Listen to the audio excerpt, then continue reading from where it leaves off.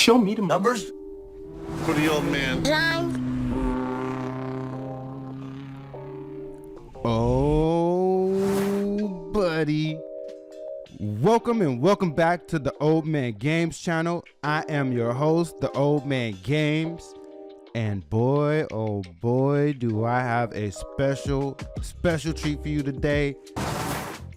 This is a brand new series on the channel. I'm going to try my best to, I don't know if I can go throughout the entire thing. I'm going to try to do what I can, y'all. The name of this series is going to be called Madden Meets Maguire. Show me the numbers. Hey, I'm so pumped up about this. This is actually, I ain't gonna front, y'all. This is an idea I've had in my mind for at least about a year, but I did not start working on it until about a good month ago. It's taken me about a cool month to build this all out. I'm so pumped up to get into it. Let me tell you about it. All right, let me tell you all about it, y'all. Look, check me out. Madden Meets Maguire. All right, for all you old heads, you know what it is. For all you newbies, you might need to go check something. You might need to go check out Netflix. I don't know what you can see it on. It might even be on YouTube. There's a movie called Jerry Maguire about an NFL agent who left his NFL agency, who went on to start his own NFL agency, yada, yada, yada. He was a player agent, right? So, you know, that's one of my favorite movies of all time. I'm not even a movie guy, you know what I mean? I don't even watch movies now. But back when I was a kid growing up, you know, that movie came out. I'm not even, y'all already know this is Old Man Game, so I'll go ahead and date myself a little bit. That movie came out when I was in high school, y'all. So you do the math. You feel me? Yeah, that's right. But anyway, so I've always thought, man, they should have a game that has an agent mode. You know what I'm saying? Like, you can always play from the perspective of the GM. You could play from the perspective of the coach. You could play from the perspective of the player. But they don't have anything in sports, across all of sports. They don't have anything where you get to play from the perspective of the sports agent. You know what I'm saying? Or like the person, wait, maybe, did they have anything? I think probably like the closest thing they've probably got to that. I mean, I don't know. I wouldn't even say it's a sports agent thing. You know what I'm saying? Like, I was going to say maybe like one of those tennis manager games, like Tennis Manager. But that's more of like a trainer thing. I don't know if you would call that an agent thing. And it's not really specifically built as an agent for an agency. You know what I mean? Like, so the purpose of this whole series, let me just break it down for you. This is going to be a game within a game. Yes, I have built a game within a game. That's right. The objective of this game is going to be to build an NFL agency that's going to get sold, or, you know, that I intend to sell in about at least 30 years down the line when I make my exit strategy. Okay. So, the way this is going to work, so check it out. I'm built, y'all gonna trip out as we go deep into, y'all gonna really trip out as we go deep into this, y'all. For real. I built a very robust financial model. I know it sounds cheesy, I know it may sound corny, y'all, but that's the game within the game. You feel me? It's about the agency we're trying to build. All right. So so I built this model that is basically serves as the engine that's going to run the game within the game. All right. What else I got? Let me see. Hold up. Let me check my notes 1 second. Oh yeah. That's right. All right. I'm back. All right. Look. I had to check my notes. It's so much stuff, y'all, and I'm so excited. All right. Check. So, it may not be heavy on the graphics, you feel me? Like the graphics you see right here on the screen right now, that might be like the most we get into graphics, at least in the beginning, as we build up the agency. So I may not have time to get into the graphics, like the actual games, or maybe not unless we sign some starters. Like if we sign somebody who ends up being like a starter or something, then you know what I'm saying, like, cool. All right. What else? Okay. The story. we're gonna start off. I'm gonna do it. It's gonna be within a franchise mode, okay? And I'm gonna start off with a league-wide fantasy, right? A fantasy draft. I'm saying we're gonna start off with a league-wide fantasy draft. I'm gonna control, quote unquote, I'm gonna control the Raiders, but everything is gonna be on autopilot. So I'm just picking the Raiders because that's personally my favorite team, but by no means am I gonna do anything to control the Raiders. Although only with the caveat of saying the only thing I may do, because I've done like, so everything I'm saying too, as a side note, guys, and forgive me for the slight tangent, but this ties into what I'm saying. As a side note, I've built the game and then I've tested it out, right? Before I'm talking about the game within the game, I've built it all and then I tested it out and I've been refining it, and so I'm just excited and I'm ready to bring it to you. Okay, so but in the test though that I've been playing through, when it comes to me controlling the Raiders, it's on autopilot. But one of the things that I do from time to time is I'll sign one of my players from the agency to the Raiders if nobody else drafted them. Like if it's an undrafted free agent, I'll sign him the preseason, and then it's still up to him to make the practice squad at the very least. You know what I'm saying? And then once he do that, I don't do anything. You know what I mean? So if he makes the team or not, that's on him. And then if he gets, so basically that you get the point. But that's the extent of my involvement. That'll be the extent of my involvement as the person, quote unquote, the person controlling the I don't even want to say GM, because I'm not gonna play the role of the GM of the Raiders. I'm not playing the role of the coach of the Raiders. None of that. It's the only thing we doing with the Raiders is that's the only way to be able to work this the way that we got to work it. You know what I'm saying? Because there's no other way to go through the game. I've even tried it. Like when I did the test, there's no way to go through the dynasty as no team. So you have to have a team. All right. So that's how it's going to play out. Real quick, before we hop into it though, one thing I will say is the way things is going to work is each season, we're going to go season by season, right? But like each season, the way it's going to work is each season we'll get, so like the main, I don't even know I talked about this, y'all. Forgive me. I'm all over the place. The main character who we're going to follow is this dude named Kevin Oleman. Boom. Let me bust him up on the screen right now if I haven't already. So we're going to follow this dude right here. His name is Kevin Oleman.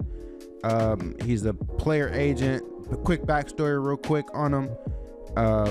Let's say he was a 4-year college player.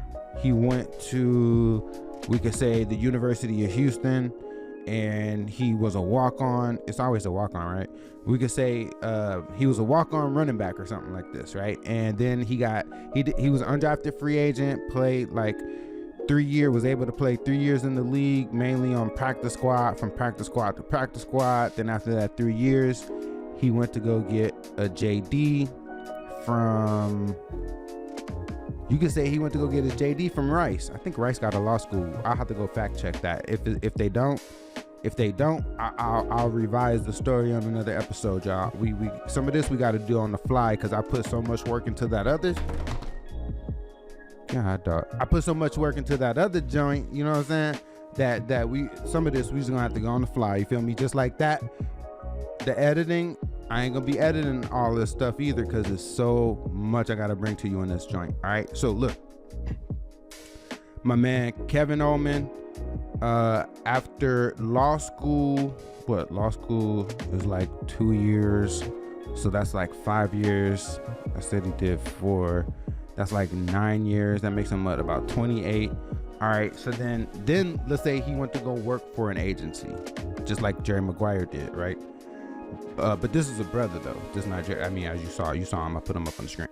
But so yeah, he went to go work for a law firm. He did that for like 5 years, and then he like, you know what, man, I could do this on my own. You know what I'm saying? Like I can go raise some money. So you know what I'm saying? So that's what we gonna do. So that's what he did. The bro went out there. He was able to. He sold his house. You know what I'm saying? He was saving money for a few years. After about couple years on the job. He already saw what it was and what he wanted to do. He saw how he wanted to make his play. So he put up some bread, you know what I'm saying? Then he sold his house. So then he put up his bread. He raised some investors, and he raised a total of 500 G's. I'll go ahead and throw up the cap table right about here. Boom, there go the cap table right there, y'all. Yeah. So hey, what I'm gonna do is, as you can see, we covering up the names of the investors. They know names, you know what I'm saying? I have this laid out where I'm gonna have the founder section, and then I think, if I'm not mistaken, I got a section right here for future employees. So yeah, this is pretty dope, y'all. We gonna work all this out. All this we working out, and then yeah. So you know what? Let's go ahead and hop into setting up the dynasty and the draft. Let me do that. I'll come back right when it gets started. Oh, you know what? While I'm setting this up, y'all, I figured I might as well show you as I go through this piece right here, just how I set it up. So we're going, this don't really matter, but I'm doing all pro game style simulation, multi-kick meter. I guess I don't care about none of that. 15-minute game minutes in case, or for in the event that we do get to the point where we're gonna sim. If we show any sim, you know what I'm saying, it's gonna be on 15 minutes. It's gonna be very far and few in between, y'all. Once I get deep into this, you're gonna see why. It's really show me the numbers. Watch, show me the numbers for real. I'm gonna be showing y'all a bunch of numbers. So, oh yeah, this is for all my numbers lovers out there, for all you people who are like into business. I'll try to keep it as close to business as possible. Check me in the comments too if I do something that's outlandish or super far off. You know what I'm saying? Fact check me, keep me in line, keep me straight. Drop down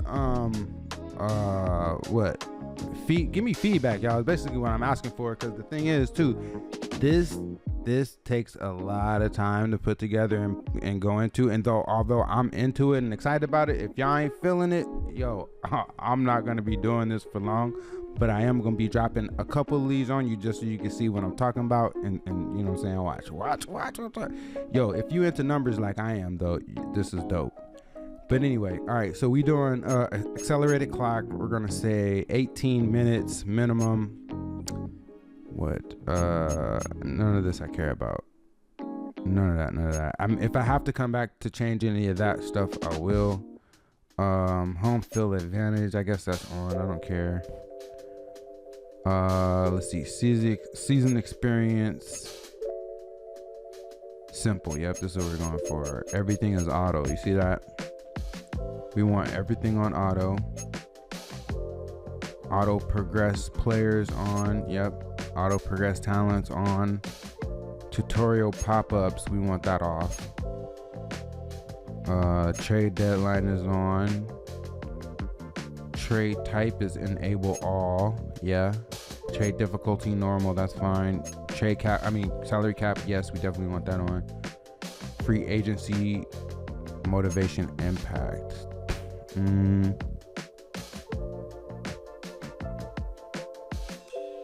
Determines how much motivations affect players signing. Raising the impact makes it easier to sign to high interest player. Okay, yeah, we'll make that high. We'll make that high to make it semi-competitive, I guess. Practice squad stealing is on for sure. That's just in case we have some practice squad players we need to get stolen. You feel me? Relocation. I'm gonna turn this disabled. So for this series, everybody gonna be stuck, stay still. You know what I'm saying? We can't do all that moving. There's too much going on as it is. But we got staff talent cost modifier. Modify the amount of staff points needed to purchase extra talent. You know what? I don't care about this because I'm not going to be doing none of that. Injuries are on. Practice injuries are on. Pre-existing, progressive, fatigue. All this can be on. Okay, what's draft presentation? Full is find, wait, hold on. Limited. We could say full. I'm gonna turn the timer off. When we get to the draft, what I end up doing is basically skipping the whole thing anyway, and then just going to look at the recap. So none of this really matters. Although I will say, for the fantasy draft, we're gonna do a snake draft, and I'm not even gonna draft the fantasy draft. The computer's gonna do all that. It's just, the point is, we're starting in a complete fantasy world. You know what I'm saying? That's the whole point. So every time I start a series, I start with a fantasy draft, especially like with a pro league. That's how I do it. I never start with like the regular teams, none of that. All right, league type.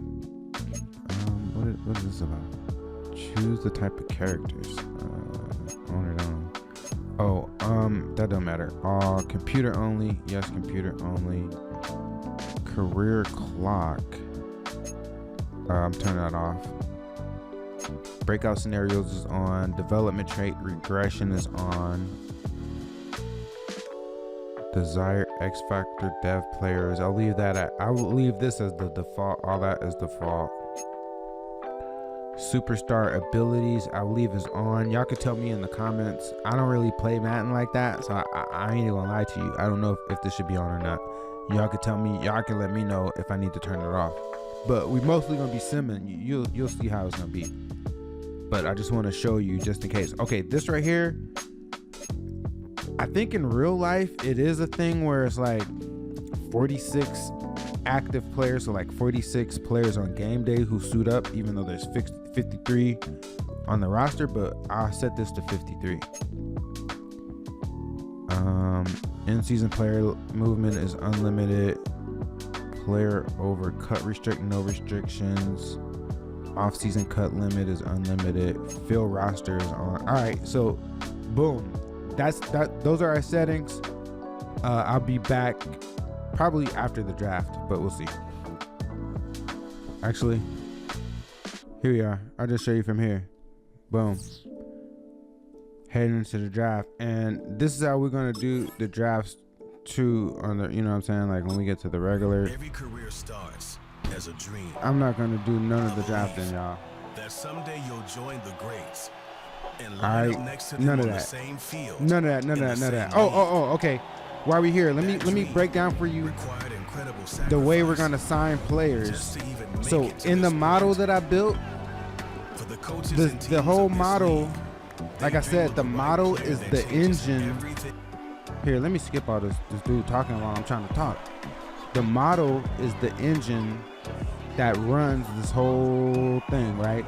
So in the model, the way the agency works, the agency that we're going to be building with Kevin Oleman, the way it works is I have an Excel random number generator, right? And I set up the random number generator in Excel. I freaked it, y'all. I freaked it in a number of different ways. I'm about to show you in a minute real quick, but we're about to try to sign some players. But let me explain how this gonna work though. All right, so look. So basically, it's a random number generator. I got it set up where it's gonna help us determine which players we go after and whether or not they sign with us. Okay, so it's not like I'm gonna just go after players on my own and get to pick who I'm gonna sign. None of that.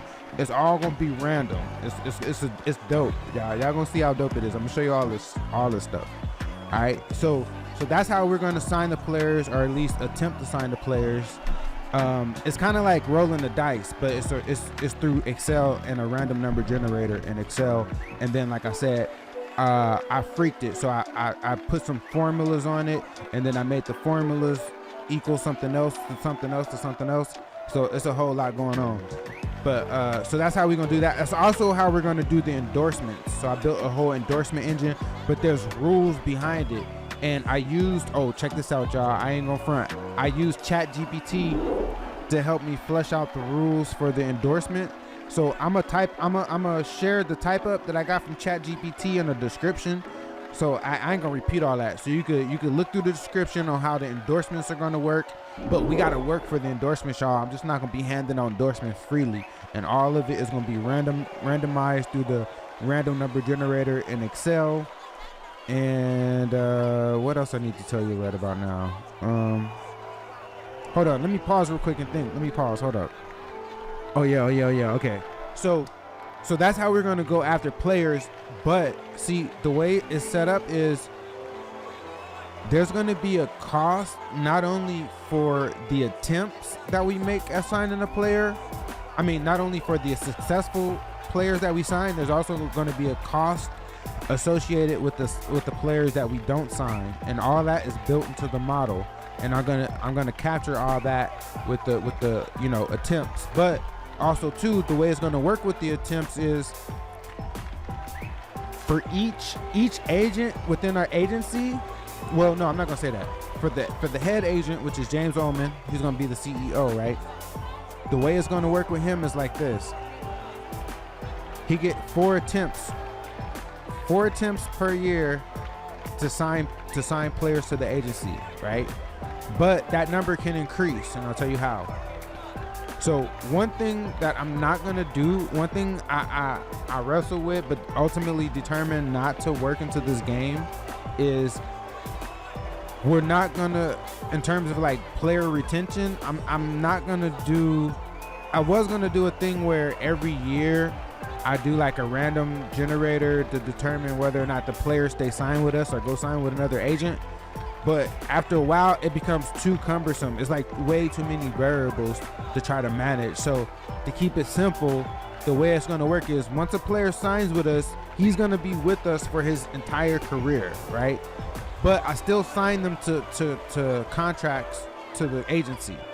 So the contracts are in 5-year terms, right? For 5 years. But, and I played this out so I know how it works. But what happens is some of the players after like 3 years or 2 years, they're lower level. Some of the players earlier on were lower level.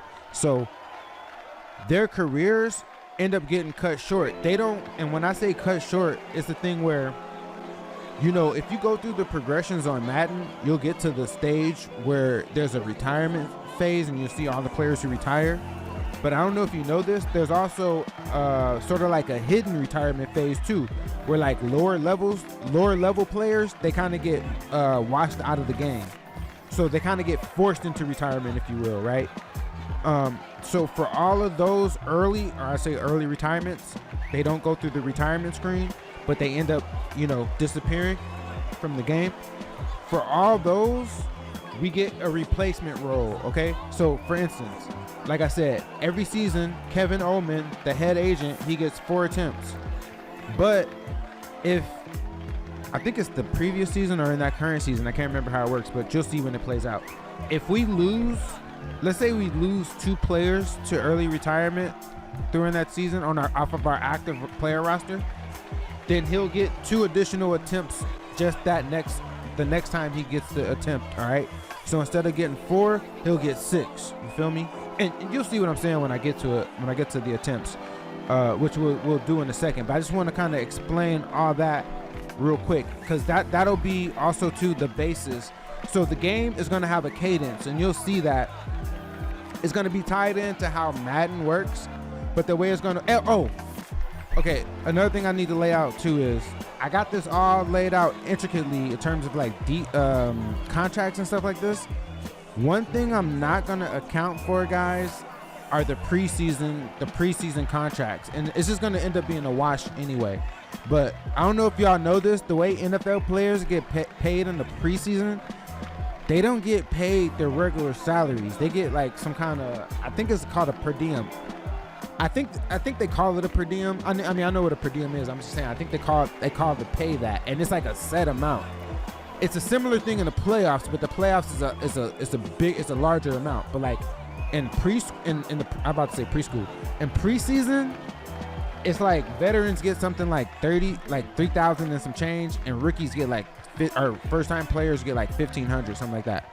It's like super low. Then the season start, their regular salaries get spread out over 18 weeks unless they get cut. And I got that built into the model as well. So the model accounts for every week that the player earns his salary. And I'll probably show that to let you see, you know what I'm saying? how the engine that powers all this that I built. But yeah, and then I'm sorry, y'all. I just got so much. I'm so excited to be bringing this to you. So forgive me for being all over the place, and I'm going off the top of the dome. You know what I'm saying? With my old ass. You feel me? So what else do I want to tell you? What was I telling you just now? I may have to pause and go rewatch this just to remember where I was. I'm telling you about how I'm bringing players onto our roster, right? Oh, and then I said, okay, so that's how. Now, once we get further down the line, and like the agency starts to generate money, because I built this to where it's going to be a challenge. But once we get to the point where the agency starts making money, I'm going to hire additional agents, right? But with them, they're not. It's not going to be a thing where every agent is going to get 4 roles per. So Kevin Oleman as the head agent, he'll get 4 roles, and then each of his additional agents, once we get further down the line, will get 2 additional roles. But you got to keep in mind though, the more players that we add on to their roster, the longer it's going to take to get through a season, because the harder it is to be the manage. Like most of the Excel stuff that I set up, I tried to set it up to be to automate, you know what I'm saying, and go through stuff like that. But there's still going to be an element of hold up, y'all, my bad. I think I gotta fast forward this draft unless they're gonna do it for me. Oh no, I think I had to set up on auto. But anyway. Yeah, so you feel me? Like, hold on. Skip ahead in the drive. Okay, we're gonna set. All right, so yeah, so that's how it's gonna work. Let me take a pause right here. I'll come back and regroup, and we'll get this thing started. All right, forgive me for the ramble, but I'm just so excited. Yo, I hope y'all with me on this. All right. All right. So we back in business. Let's get it. Few things. We just got through the initial fantasy draft. I'm not even gonna, at this point, get into the Raiders roster. It doesn't really matter. It's not the point of the series. It's not the focal point of what we're trying to get into.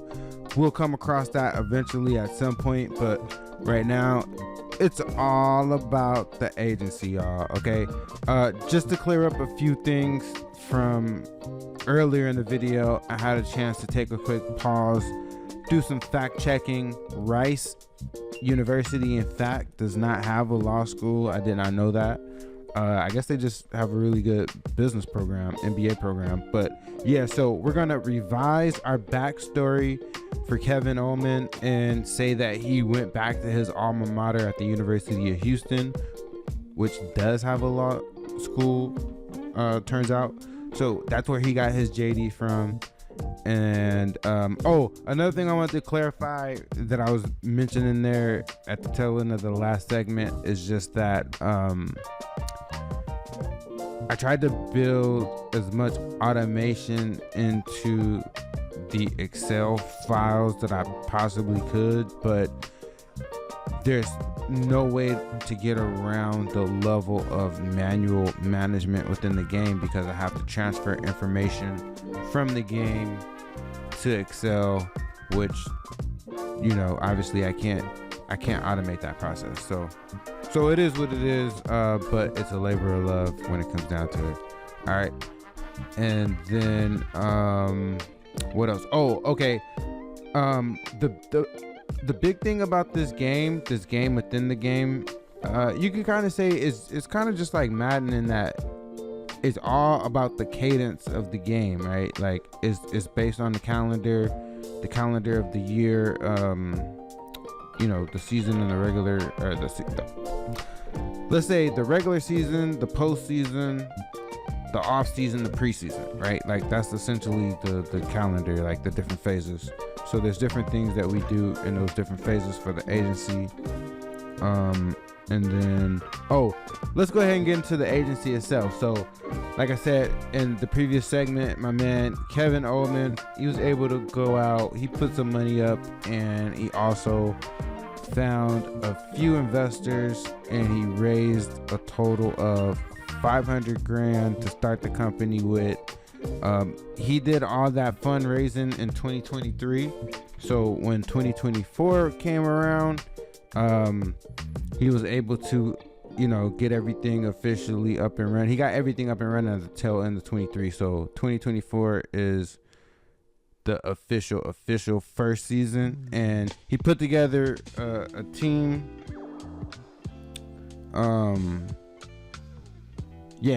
So he put together his team, a real quick team. I'm gonna go ahead and throw up an org chart right about here. Yo, we thorough around here, y'all. We don't play, you know what I'm saying? So the name of the company, yep, that's right. The name of the company is gonna be Overtime Management Group. You see the logo, you see the name, you see what's up. And that's a play on words too, because it's overtime, right? So we work overtime, you feel me? But yeah, it's Overtime Management Group. Kevin Oleman is the CEO. And he has so far just a team of 3, really small team. They're fractional, meaning they're just part-time players right now, but it's a strong team, you know what I'm saying? Like, as soon as he can get more money, he'll either bring these guys on full-time or find somebody who does want to come rock with him full-time. But so far, you know what I'm saying, like, this team is pretty solid. First up, we got, you know what I'm saying, his right hand, you could say, is his fractional controller. That's Tina Anderson. Yep, that's Tina Anderson, the controller, fractional controller. Next to her, you could say, it's his left hand, is Miss Amanda Roberts, the fractional executive assistant. So, she helps schedule a lot of his meetings, schedule a lot of his travel, stuff like that, you know what I'm saying?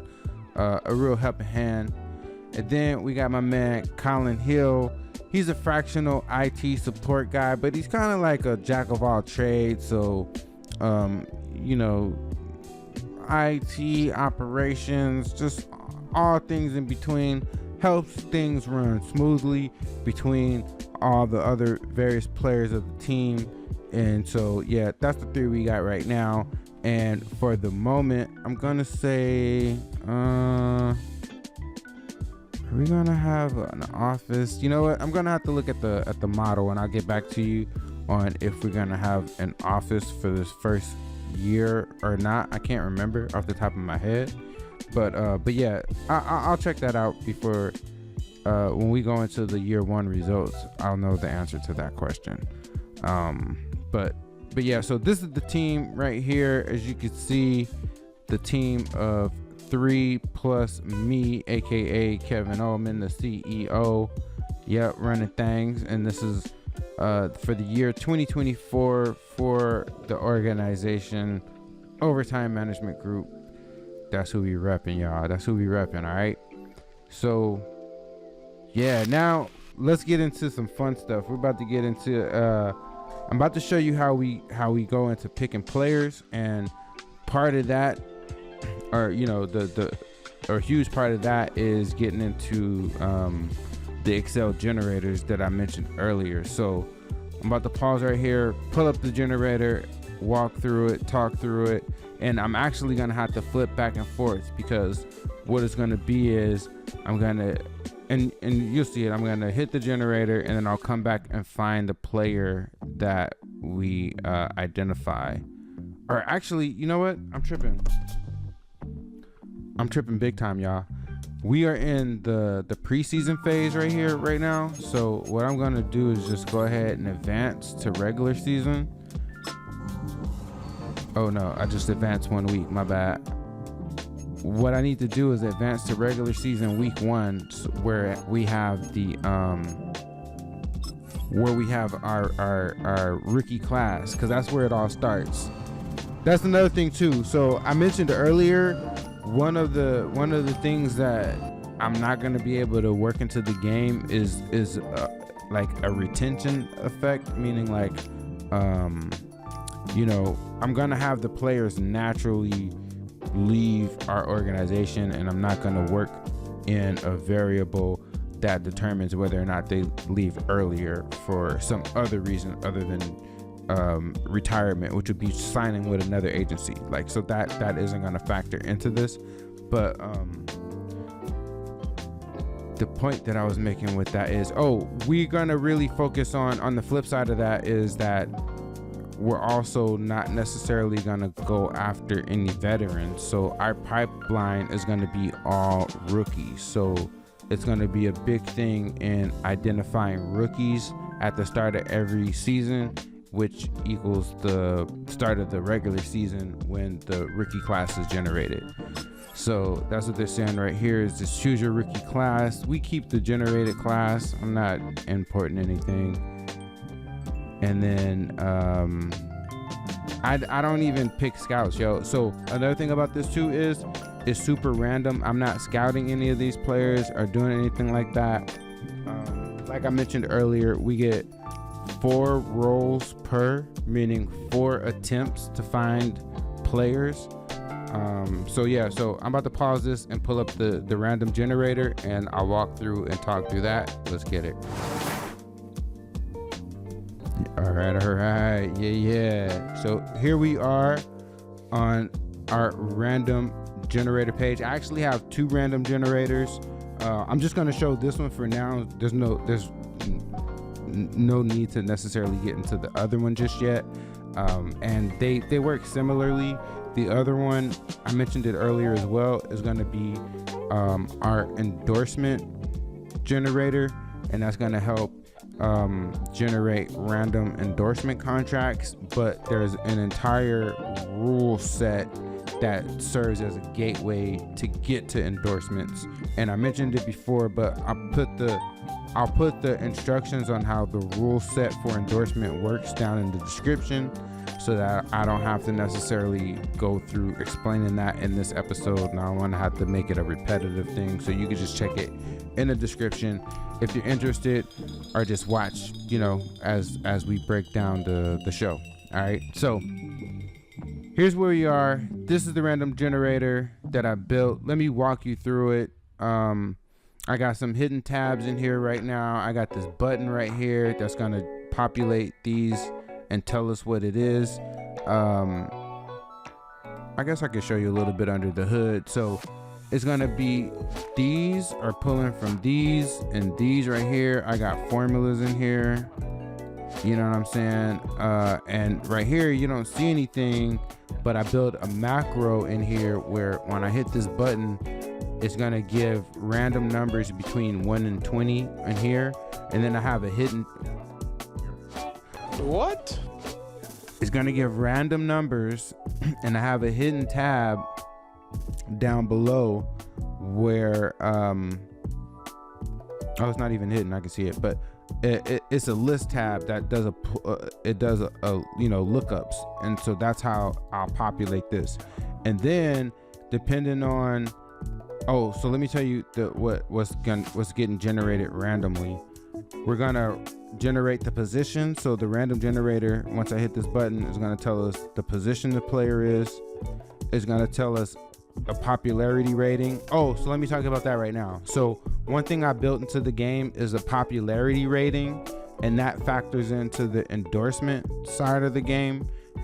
So if you look at the instructions that I got in the description for how the endorsement piece works, there's a popularity factor into it. So players, when I generate them randomly, they'll have a score between 1 to 20, 20 being super popular, 1 being unpopular. And so that will factor into their endorsement deals, right? And that number is going to be stagnant, though. It's not going to be dynamic, meaning whatever number that gets generated their rookie year, that's going to stick with them throughout their entire career, right? Because it's too many variables that I'm trying to manage. So that's that. This right here, this signed with OMG, if they signed with Overtime Management Group, this is going to generate a yes or no. And I made it based on like an average of numbers. Here, let me close this up. Then I have a draft projection, and that's basically says, are they a day 1, day 2, or undrafted free agent? or UDFA. And then based on that, it'll determine a draft ranking. And another thing I had over here for their draft rating is this high low. So I got, like I said, generators on generators. So then there's another random number generator here. These numbers will populate based on whatever this is, and it's almost like a domino effect thing, right? So like one thing affects the next thing, which affects the next thing, which affects the next thing. So it's super dope. I'm a geek like that in my real life. So yeah, I'm just sharing it with y'all and applying it to these games. I'm also, if you really break it down, I'm what they call it, I'm like skill stacking, right?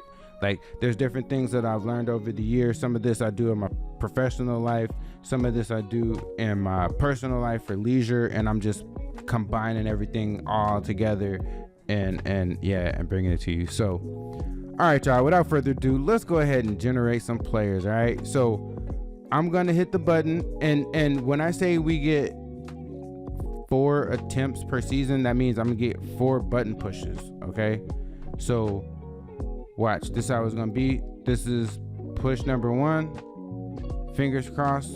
I'm hoping this comes out to yes. Let's see. Ooh, yeah, y'all. We got our first player. Hold on. Let me write some of this down. We got a halfback. He signed with OMG. His popularity is 16 too. Oh, so here, I'm recording. Oops. Damn. I wonder if I can go back. I forgot that.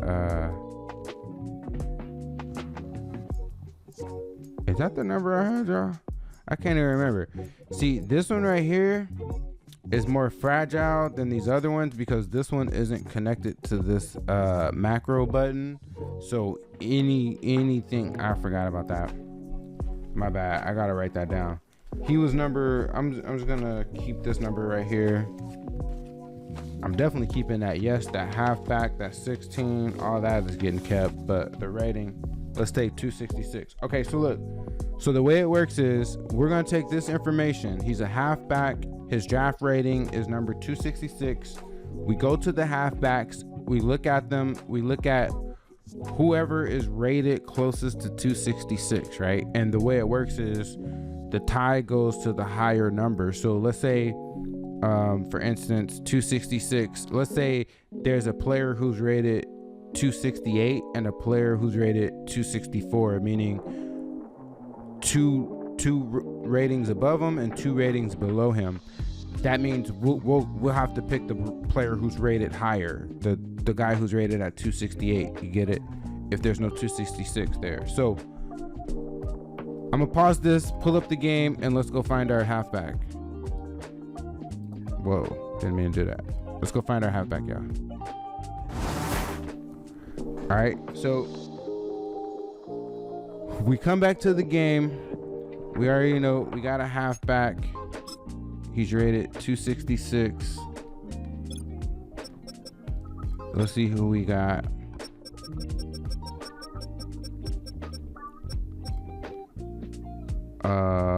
It looks like that's gonna be. Do I have to bust out a calculator?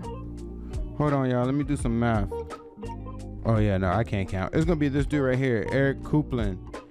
He's rated 288. So you see how that works? He's the closest to 266, and he's a UDFA, an undrafted free agent, just as our generator predicted. So I'm gonna compile his information. I'm gonna write his information down and save it, and I'll be right back. Actually, I'm gonna go back to the, when I come back, we're gonna be on the generator page, so hold up. All right, so we're back on the generator page. I've written down his information here, and as you can see, this thing here just kept flip-flopping everywhere. But yeah, so we got Eric Coupland. He's ranked number 288 from Louisville, 6 feet 221. Halfback, yes, he signed with OMG as his agent.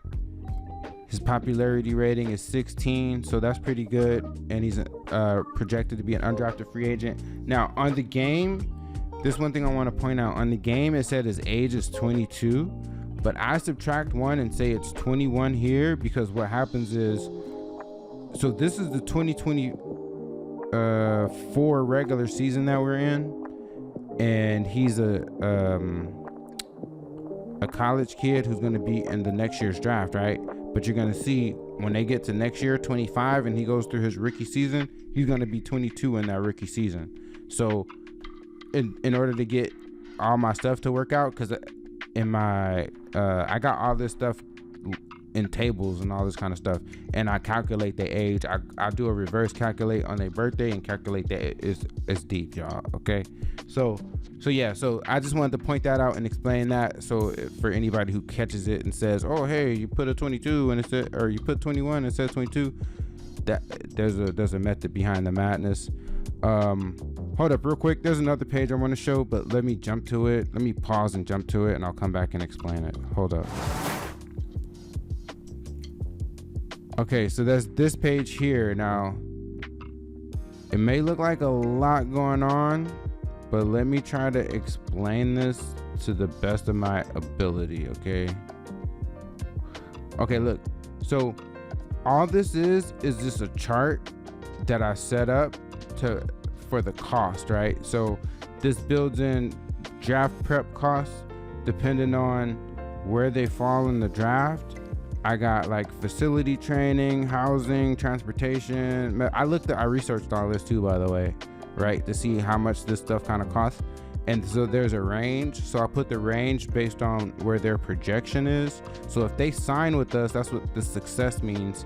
If they sign with us, so like this undrafted free agent rookie we just signed, this halfback, he just cost us $15,000 because we got to get him prepped for the draft, right?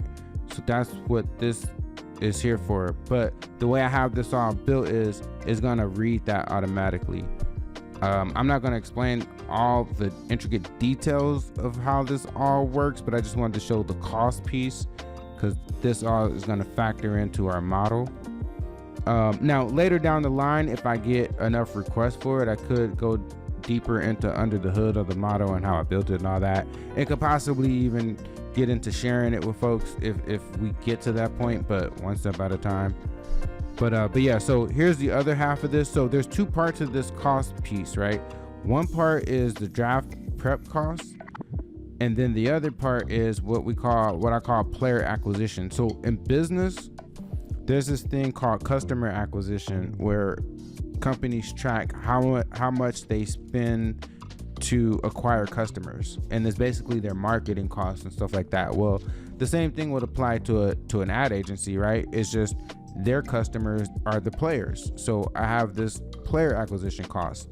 Now there's a success and failure component to it, right? Because we're not going to sign all the players we go after. So for the ones that we do sign, here's what their costs end up being, and it's a tally of all this stuff. And then if we don't sign them, it's a percentage of, it's like basically a percentage of the success rate, just to have. So basically this kid that we just signed, here are the two components of the cost that it took to sign him, right? The draft prep cost, which he's an undrafted free agent projection, so that's 15 grand. And then the cost for marketing and all that kind of stuff it took to sign him, to convince him to sign, it's like another 37,000. So total it cost us to sign this kid was $52,500. Yep, that's why we only attempting 4 too, because it costs money whether we sign him or not. That means pass or fail. If we would have failed signing him, it would have still cost us $5,000. So that's what this chart is. I'm not gonna go over it every single time, but just know that this is in the background and it's feeding everything in the model based on, wherever they were projected. All right, so I'm gonna flip back to the generator so we can see who the next player is or isn't. All right, here we are back on the model. I'm about to hit the button for attempt number 2. I hope we get 4 yeses, man. I ain't gonna lie, because the more players we sign, that's the more revenue we can generate. Boom. Come on, y'all. Come on. Let me write down that number. 119. We signed 2 in a row. We got a left tackle. Ooh, and he's a day 3 guy, so he most likely can get drafted. Oh yeah, he gonna cost more, but yeah, let's find out who we got. All right, left tackle, number 119, left tackle. Let's see, hold up. All right, so we flip back here. We go to the left tackles. We got 119. Oh, look at that. Oh, right on the head. Colin Ellis. Hey. We got our left tackle, y'all. We got our left tackle. A day 3 guy right there. Yep, that's him. Colin Ellis. All right, let me pause it. Let me get his information, and then we'll come back and try to get number 3.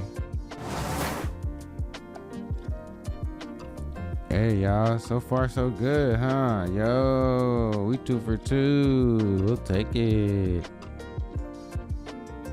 All right, let's go ahead and just jump on in to see who number 3 is gonna be. Is or isn't. Oh dang.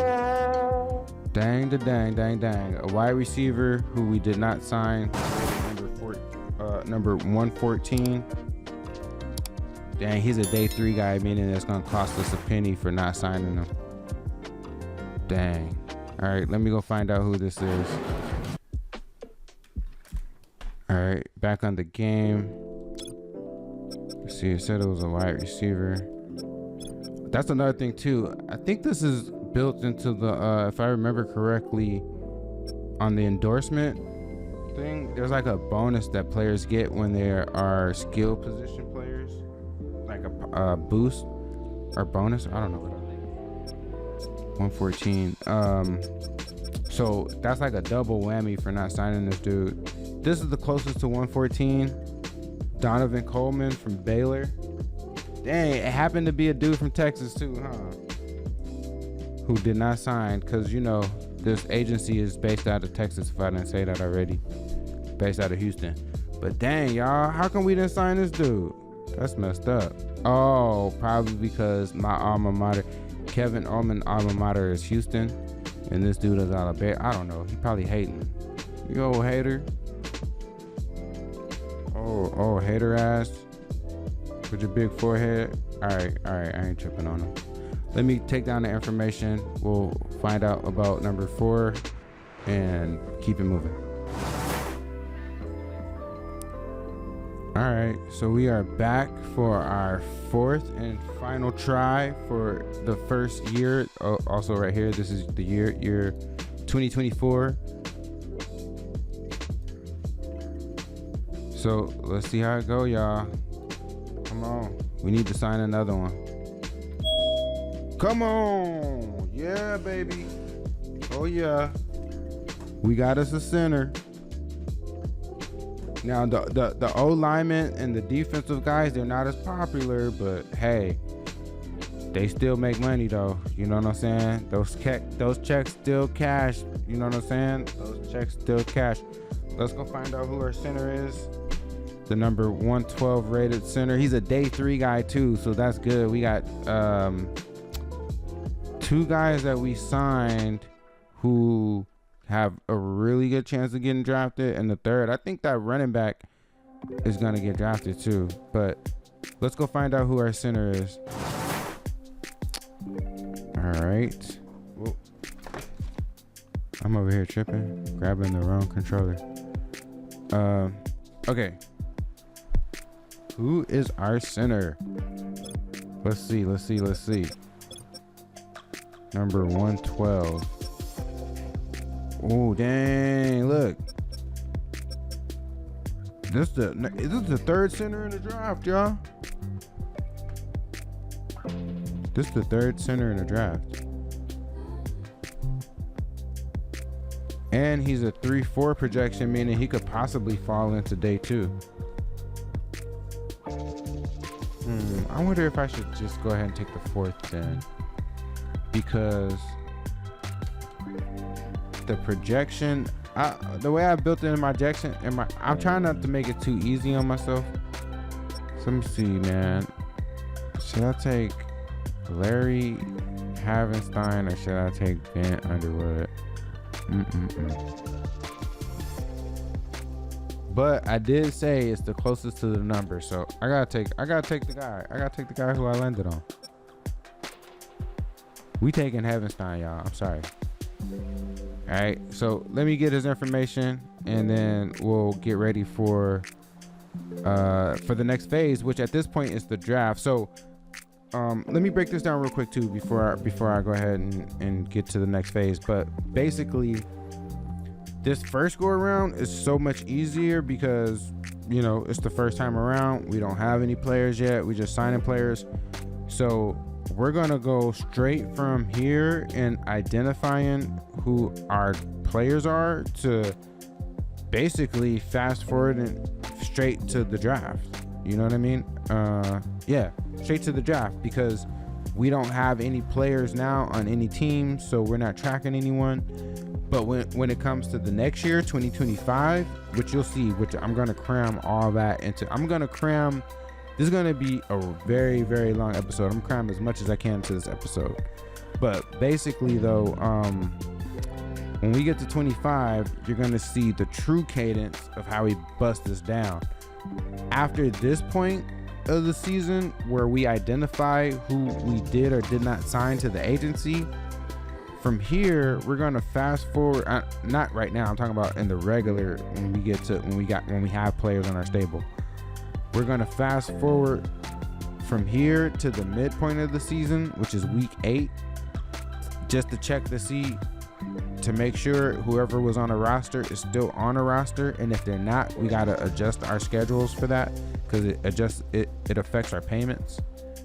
Then from there we fast forward to the end of the season, and then we do the same thing, check to see if there's any roster movements and make, you know, adjustments based on all that, right? Then there's the playoffs. Oh, this is another thing I didn't mention before too, when I was talking about the preseason payments and how the preseason and the postseason, the payments are structured different, and how for this game I'm not gonna account for the preseason payments, but I have built in something to account for postseason payments. So whenever players make the playoffs and the Super Bowl and all that kind of good stuff, we have something built in to account for that. And I did research, so at the beginning of the game is going to be accurate, and then as time goes on, you know, the accuracy is going to fall off because after a while I'm going to make adjustments to it, and it's not going to be where we are now. But whatever, we'll cross that bridge when we get there. That's a non-issue, but just wanted to point that stuff out. So let me get this kid's information. Oh wait, what else was I talking about? The cadence, right? So after that, we'll go through the playoffs. I have to make adjustments for any players who made the playoffs, and then we do the postseason. I mean, not the postseason, but I'm saying the off season. In the off season, that's when we determine if any of the players became eligible for endorsements, and if they have, we have a whole random number generator to generate endorsement activity. We'll cross that bridge when we get to it. And then from there, we fast forward to the preseason. No, we fast forward to. Come on now, dog. To the draft, but I may get my. We'll have to see how the cadence goes, y'all. Like, in terms of when I determine. Come on, man. No, I think that is right though. I should determine endorsement eligibility right after the Super Bowl, but before the draft. But anyway, let me get this dude's information, and then we'll come back here to the game and hop over to the draft. All right.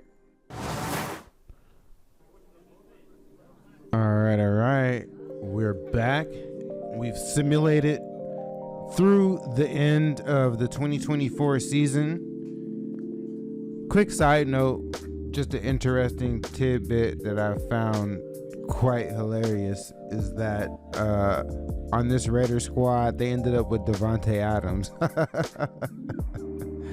I got a good chuckle out of that. I'm sorry. That was funny to me. Anywho, yeah, so we're at the end of the season, simulating our way to the draft. This normally would have taken a bit more time, as you'll see as we get deeper into this thing. But for this first go around, everything is pretty fast. We got the season recap here, where we can see that the Rams won the Super Bowl 21-17 over the Broncos. CJ Stroud was the MVP from the losing team.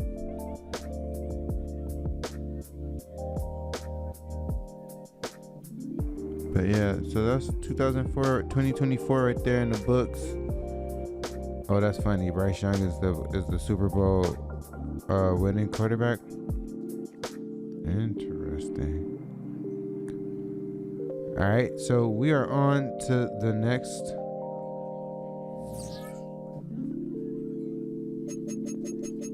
Just wanted to show that we don't really have to get too deep into the league just yet. I want to get some of our players in there, spend more time on that. Yep, let's go ahead and sim to the draft. That's all we really care about. I'll come back when it's time. All right. You know what time it is. Yeah. It's time for the draft, y'all.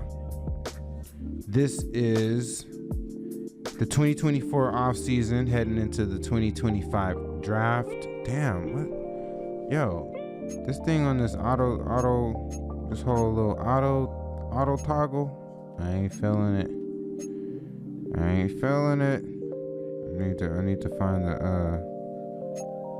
need to find the settings. I ain't feeling it. Where was I looking at?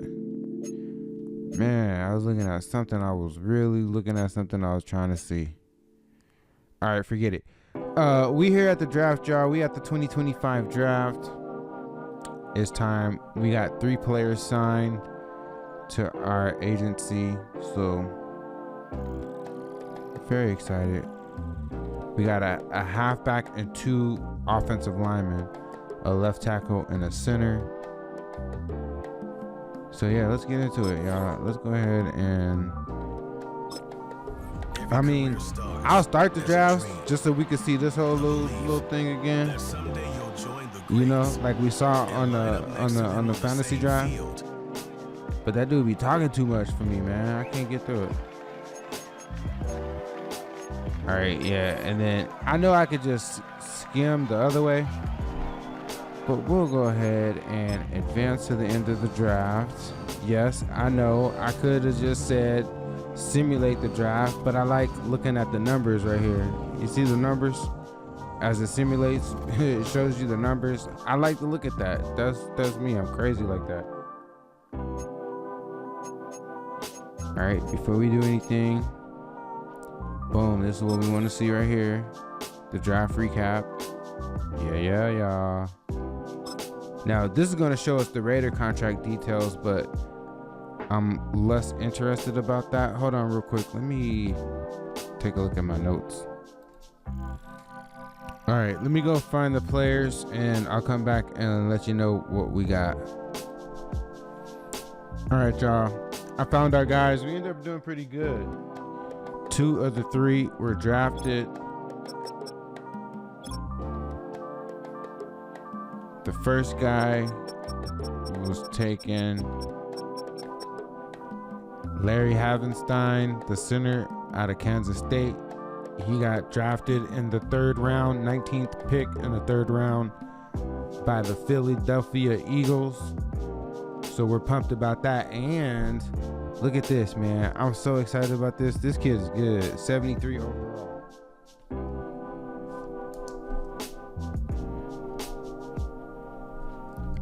As a rookie, we got one right there. We got one right there, y'all. Oh yeah, he gonna help us make this agency. Maybe not from the endorsement side, but from the well, you never know, possibly. All right, next up, Havenstein. I mean, not next up, Havenstein. Next up, in the 4th round, we got another one, Colin Ellis, the left tackle out of Florida State that we signed. He ended up getting picked up by the Jacksonville Jaguars. He's only a 64 overall, so we're gonna have to keep a tight eye on him, close eye on him. Hopefully he can, hopefully he can make it through the season. We'll see. And then we're gonna have to see about Copeland. Copeland did not get drafted from what I've seen, so he's gonna be on the free agent market. If nobody picks him up by the time we get to preseason, then the Raiders may do that, but we'll see. So let me see. So at this point, I think that's what we do. Yep, I go ahead and advance after the recap. Nope, not no 10 years. I advance to the next stage, which will be preseason, so I'll see y'all there. All right. So here we are, guys. We have made our way around the sun. Back at another preseason, week number 1. And of the 3 guys that we have signed to our agency, 2 were drafted. They have signed to their respective teams. The 3rd, the running back, Copeland, he's still on the free agency market, y'all. So he's just gonna have to see how it is. You never know. Sometimes after, once we get to week 1, he may hopefully land on somebody's practice squad. But as of now, homie's on the bench. He's not even on the bench. He's in the stands. He's in the bleachers. Oh, but yeah, let me show you the contracts that we did get signed. I got a guy. I'm gonna come back to that guy. I got a guy here on the Jags.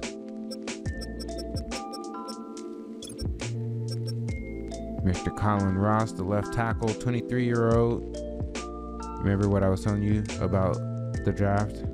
Remember how he was 23 last year? But anyway, 23-year-old rookie Colin Ellis from Florida State, left tackle. He's only a 64 overall, but the 28-year-old in front of him is only 64 overall as well. And the guy above him is pretty good. So we'll see. Hopefully, Colin can stick to the 53 and also stick throughout the entire season. His development is just normal. So he got an uphill battle, but he is a scheme fit here in Jacksonville, so that's good for him. Let's take a look at his info. Let me show you the breakdown of his contract. He got a 4-year, $4 million deal. Hopefully he can earn the entire $4 million. We'll see. $800,000 bonus, so that's fully guaranteed. That's the fully guaranteed portion of his contract, which with us, his contract with the agency is, and this is a standard contract that we give all of the players who we sign, basically 3%, which is the cap for your contract. So we got a 3% on their NFL contracts, 15% endorsement on endorsements. I think it's 10 or 15. I want to say 15 though. But anyway, so yeah, my man Ellis right here, that $800,000 bonus netted the agency about 24 G's, I would say. So that was pretty decent. Let's see, what else did I want to show you? Oh wait, is there anything else? The breakdown of his contract this season, if he can get through the whole thing. I'm kind of worried about him, just his overall, but we'll see. This season he's slated to make 1.13 million. The next year it goes up by 50,000 to 1.18. The year after that, another 50 grand. to 1.23. Then it goes up 70,000 to 1.3 million in the final year. That second contract is it's supposed to be the big one. Rewards, if you want to call it that, is just showing his draft position, 4th round, 5th pick. Let's take a look at his traits. Oh, okay, that's good to know. He's a leader. Predictable player, yes. He needs balance. Yo, it's pretty dope that he's a leader, though. I like that. That should hopefully account for something. Alright, so that's Colin Ellis. Left tackle, 4th round pick. And then the other guy in our agency right now currently, we got this dude I'm really amped up about. Larry Havenstein. He's a scheme fit for his new team. 23-year-old, 73 overall rookie. Oh, look at that job. Bum, bum, bum. Star development. Oh, yeah. Straight out the gate, we got a winner, man. This dude right here is a dog. Like I said, 73 overall for a rookie, man. I think that's pretty good. 6'4", 312. Ready to get it in. Okay, let's take a look at his info.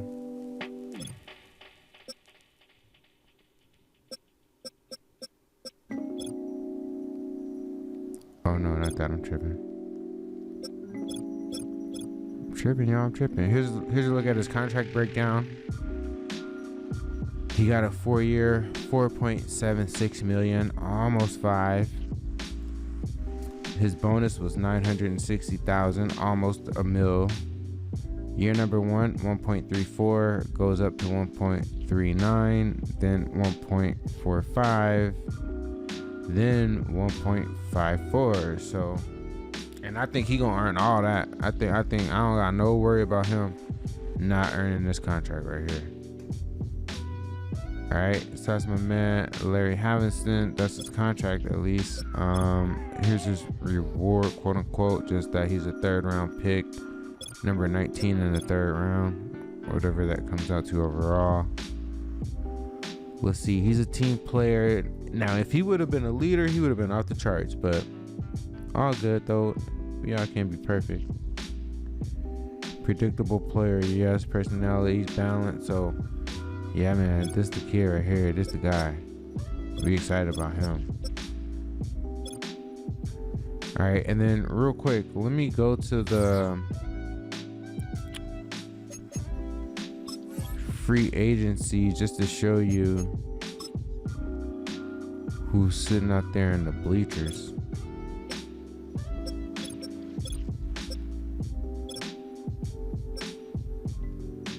Wait, what was my man name? Wasn't it? Oh, there you go, right there. Eric Copeland. He's a scheme fit. I guess for the Raiders, he would have been a scheme fit, but look at that speed, 84. He can't do it. He's too slow. That's going to be a hindrance to his career. But he is a what's his overall? Overall 58. Yeah. So we're gonna see. We'll see if he makes somebody. I'm pretty sure he'll make somebody's practice squad though. So, and let's go ahead and advance to the regular season. So that, oh no, my bad. I always do that. I just did the one. I'm gonna advance to the regular season so we can see if our man made anybody roster, but also even more than that, it's time. You know what it's time for, y'all. You know what it's time for, y'all. It's time to do it again. It's time to roll the dice. It's time to see who's the new batch of players. And you know what? What I'm gonna do right here, I'm about to pause on the Madden piece, flip to the Excel file. Not only are we gonna do the 4 roles that we got for this new season, I'm gonna go over the financials for 2024, show you how this model works. Yeah, the good stuff. I'm gonna show you the numbers. Huh? All right, let's get it.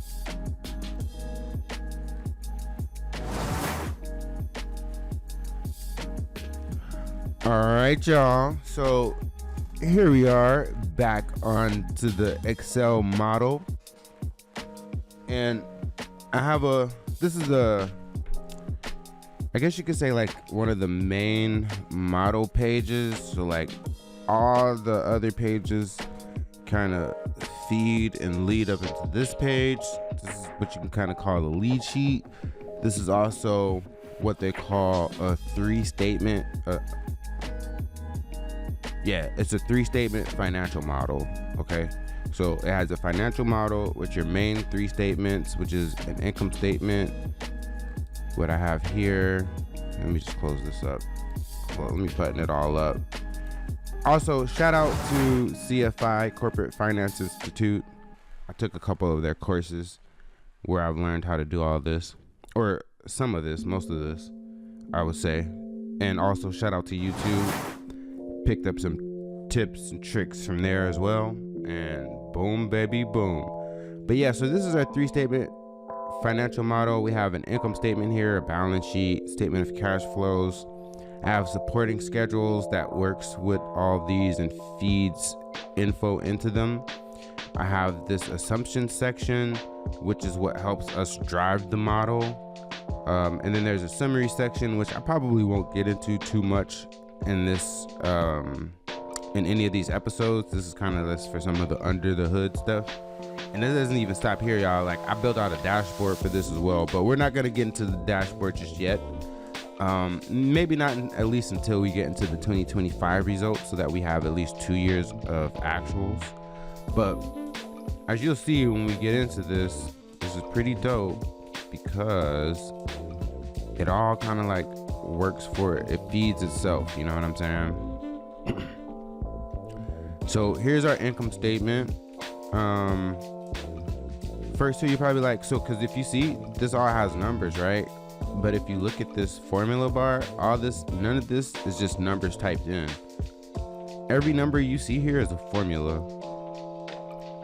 Even it tells you right here, if you see a blue number, it's a hard code number. If you see it in black, it's a formula. And you see nothing but black numbers. These are all formulas. This is all formula driven, y'all. This is like the dopest thing in the world, all right? So I'm trying not to get too deep into the technical aspects of this. If I get much in terms of like requests, like if people are interested in it and they want to know more about it, I could possibly put something together for that. But you know, we'll see how it goes. So here's the assumption section. We have certain assumptions that we put into play. I'm probably not gonna go too deep into any of these either. My bad, slight glitch there. But yeah, this is what drives the results. Okay, so let's just get into that and focus there. So in 2024, here's our results. You see I have actuals on here, and this is also a formula. But I actually have revenue in here for 2024. So the way I built this model, it's not just going to be the commissions that we get from their team contracts or the commissions we get from their endorsements. We also provide additional services to the players we have signed, like social media consulting and advertising fees that we get, and then also event management fees. So I built in formulas, and this is all like you could say like assumption based and driven, because I'm not going to go through and like, instead of tweaking as we go from year to year, instead of like tweaking these numbers, what I do is I tweak the assumptions and try to make it work there. You feel me? Yeah, so let's look at the results. So revenue wise, we didn't have any revenues from commissions because we didn't have any players signed in 24. They got signed in 25 after they got drafted, remember? But we had them signed, so it generated a little bit of revenue for us in terms of the social media and event management fees. We have cost of sales associated with that. So I also put in an assumption where I say, based on however how many active players we have signed. There's a charge that we have to take on for having them, and that's our client retention costs that we have as a cost of sale. So that's going to be a yearly and annual cost. I have legal and contract fees, so any help I get that I have to outsource for legal help, that'll be a cost of sale. So we made $52,000 last year. The cost of sales for that was $12,000, a little under $13,000. Our gross profit was just under $40,000 at $39,000 before we got to our operating expenses. Then we kind of ran it up a bit. So I have salaries and wages. I have an entire salaries and wages page, like deep breakdown. I'm not gonna get into it right now, but basically the only person on salary is Kevin Oleman, the CEO, and is at a very low reduced salary. As you can see, 30 grand. That's just the one person. Then I have what's called salaries, wages, and burden. Salaries and wages burden. This is basically like the taxes. You know how like when you work, the company who pays you, they don't just pay your salary. They pay taxes and all this extra shit. So I built that into this. So like as our staff, you saw the org chart we had at the beginning. The only person who's an employee on there was Kevin Oleman. Everyone else was a consultant. So this is where they are on this in terms of money wise. The other 3 people on our org chart that are consultants, this is their money here. What else did I have on operations? We got a licensing fee. This is driven by revenues. I have an assumption up at the top that says whatever revenues are, licenses and insurance is like a small percent of that. So that's how that's driven. I have, here's the answer to the rent and utilities question. What Kevin Oleman did for the 2024 season, he didn't rent out a huge full-on office. He just rented out, you know how they have like those WeWork spaces? I don't even think they call them WeWork anymore, but how you could just go rent out a little room instead of like an entire office floor. So in the model right here for, let me see, rent rate, I put in here his rent rate, $1,250. And this is all in zero, so it's 1.25 equals 1,250. But basically what I'm saying though is he didn't rent a full on, he didn't need to, right? It was just him. And the 3 consultants that he had, they work remote. You know, work remote is a huge thing now in 2024. So we didn't need no big old office. But Kevin did like to have like, you know, just a little WeWork space they could go to, what they call it, like a shared office space. I forget what they call it, a co-office, I don't know. Anyway, he had one of those. All right, so that's what drove our rent and utilities. So all of our operating expenses came to $158,000, which is way more than what our gross profit was. So this first year we had an operating loss of $118,000. Real quick, let me call out. So this was driven by those 4 players that we pulled up, the marketing and brand promotions of $60,000. This is gonna be where, when I showed you earlier in the ep how I had that cost spreadsheet breakdown that I use as a reference for where I draft the players, this is where that lands, or where portions of it land. Remember how there was 2 sides of it? One side was like the draft prep cost. The draft prep cost we have as cost of sales, and it goes here, draft prep. You see how this is 0?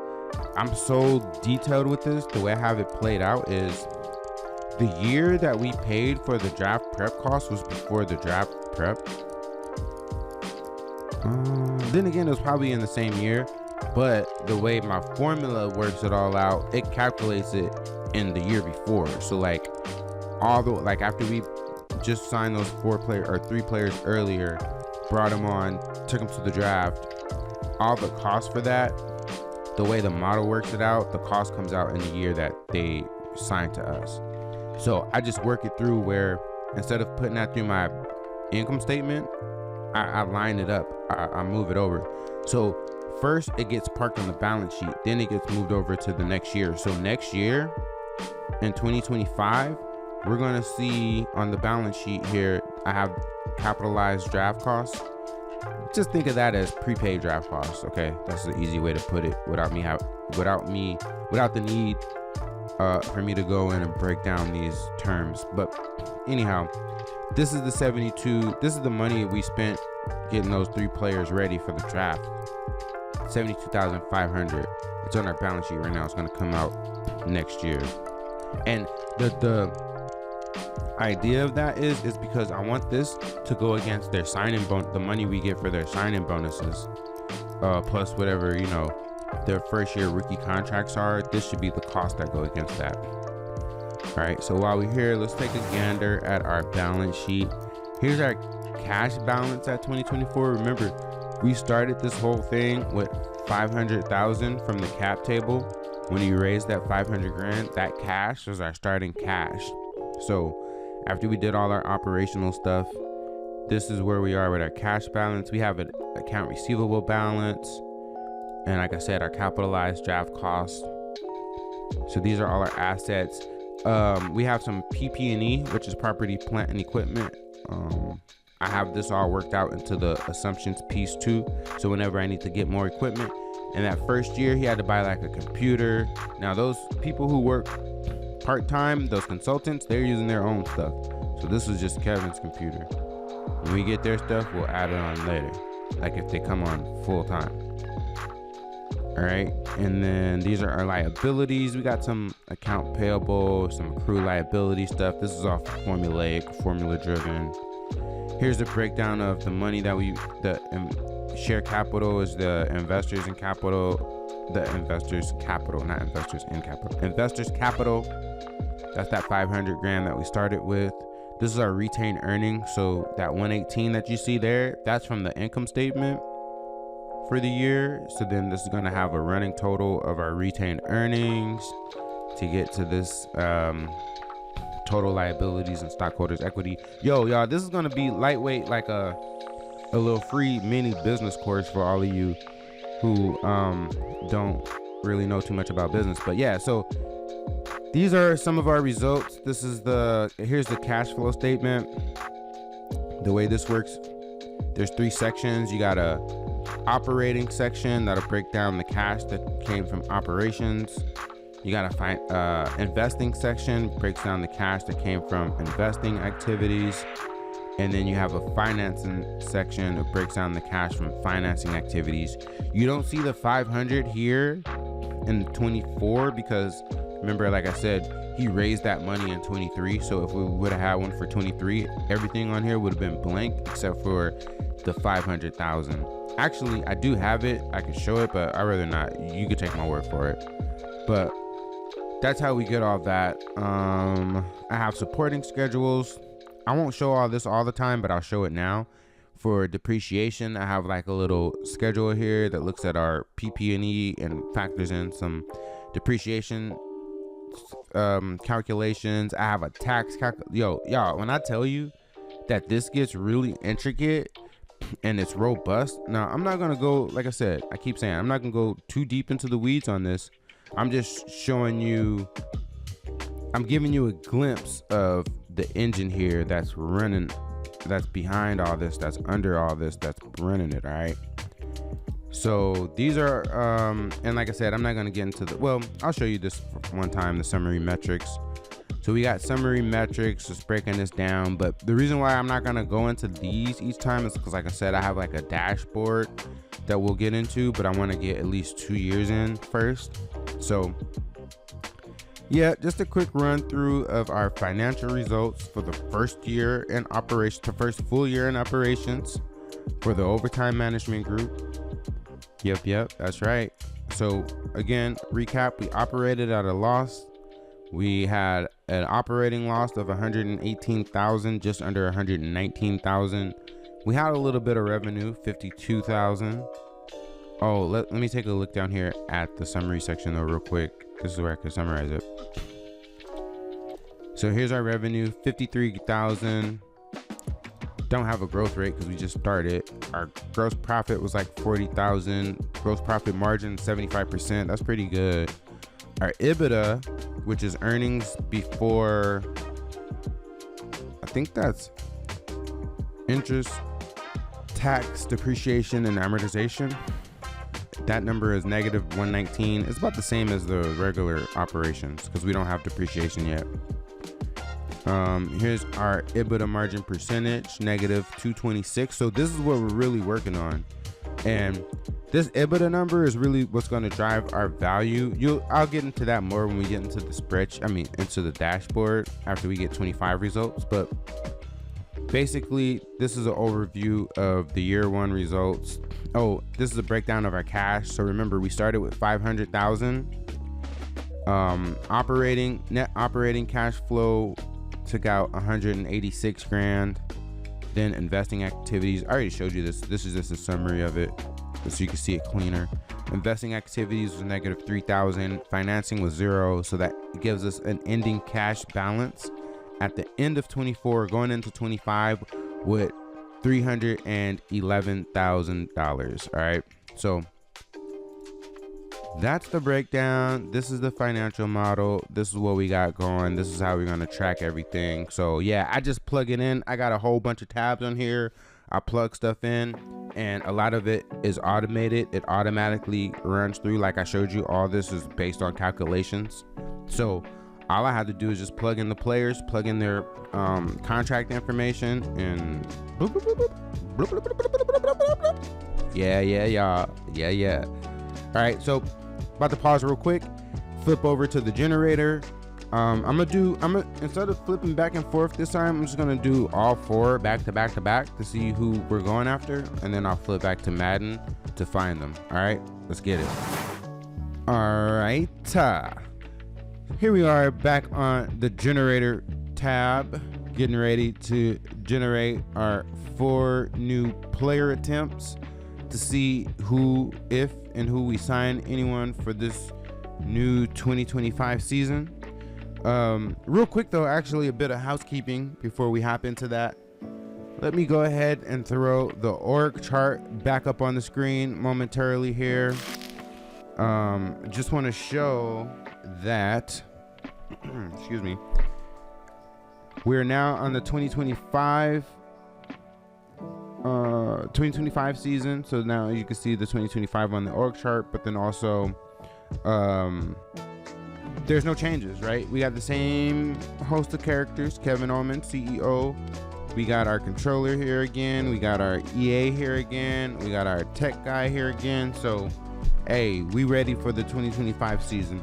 So this is just a thing I want to do is before we go deep into the new season like we're about to do right now, just want to show whatever updates there are to the org chart. In this case, there are none, but hey, this is what we do just to show, hey, we're going into a new year. All right.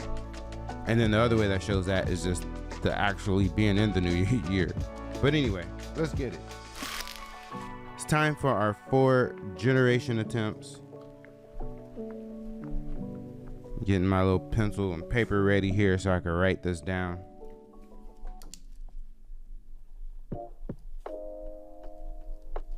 All right, y'all ready? I want 4 yeses, y'all. Come on, let's get 4. This is like playing craps. This is like shooting craps or something. Come on, show me the money. Boom, baby, right out the gate. Yeah, we got a strong safety. Popularity rating is a 6. He signed with us. Yeah, baby. He's a UDFA though. But that's okay. That's okay. UDFA. His rating is kind of low at 290. So he's not a top 100 player. So we'll see. That's okay. That's okay. That's still revenue. That's still a little bit of revenue right there. All right. Let's go for number 2. Y'all ready? Y'all ready, y'all? I'm about to press this button. Here go number 2. Ah, struck out on a center, a day 3 center. This is gonna cost us some money right here, y'all. Yep, this is gonna cost us some money. Dang, I hate whiffing. I hate striking out. That sucks. All right, We're not gonna dwell on it. Time for number 3. Let's move on. Boom, baby. Yeah. So we got us a tight end on the roster now. Not roster as in football roster, but roster as our active client list.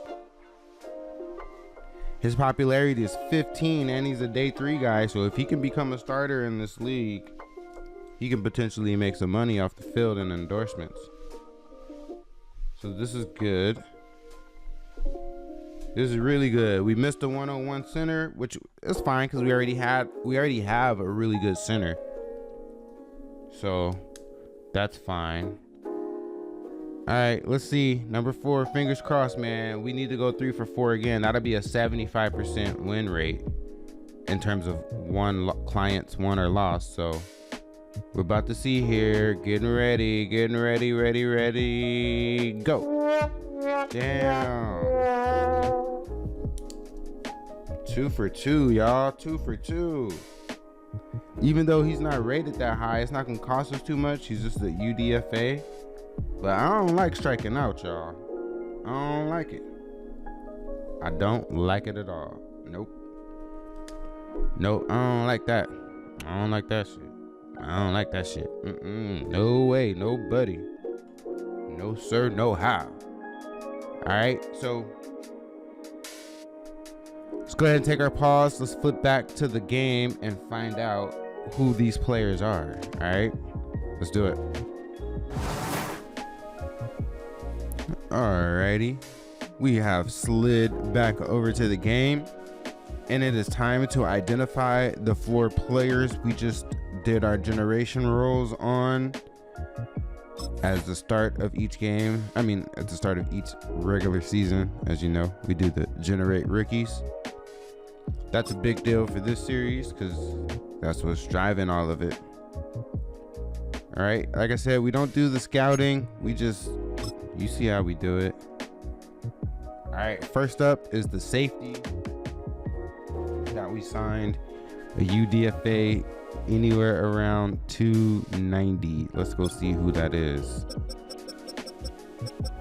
Oh, not just the safety, a strong safety. All right, 290. That's gonna be, hold on, let me bust out my calculator. All right, yep, we're landed on him. It's gonna be this guy right here, Brandon Felton. 6'1", 208-pound strong safety from the University of Alabama.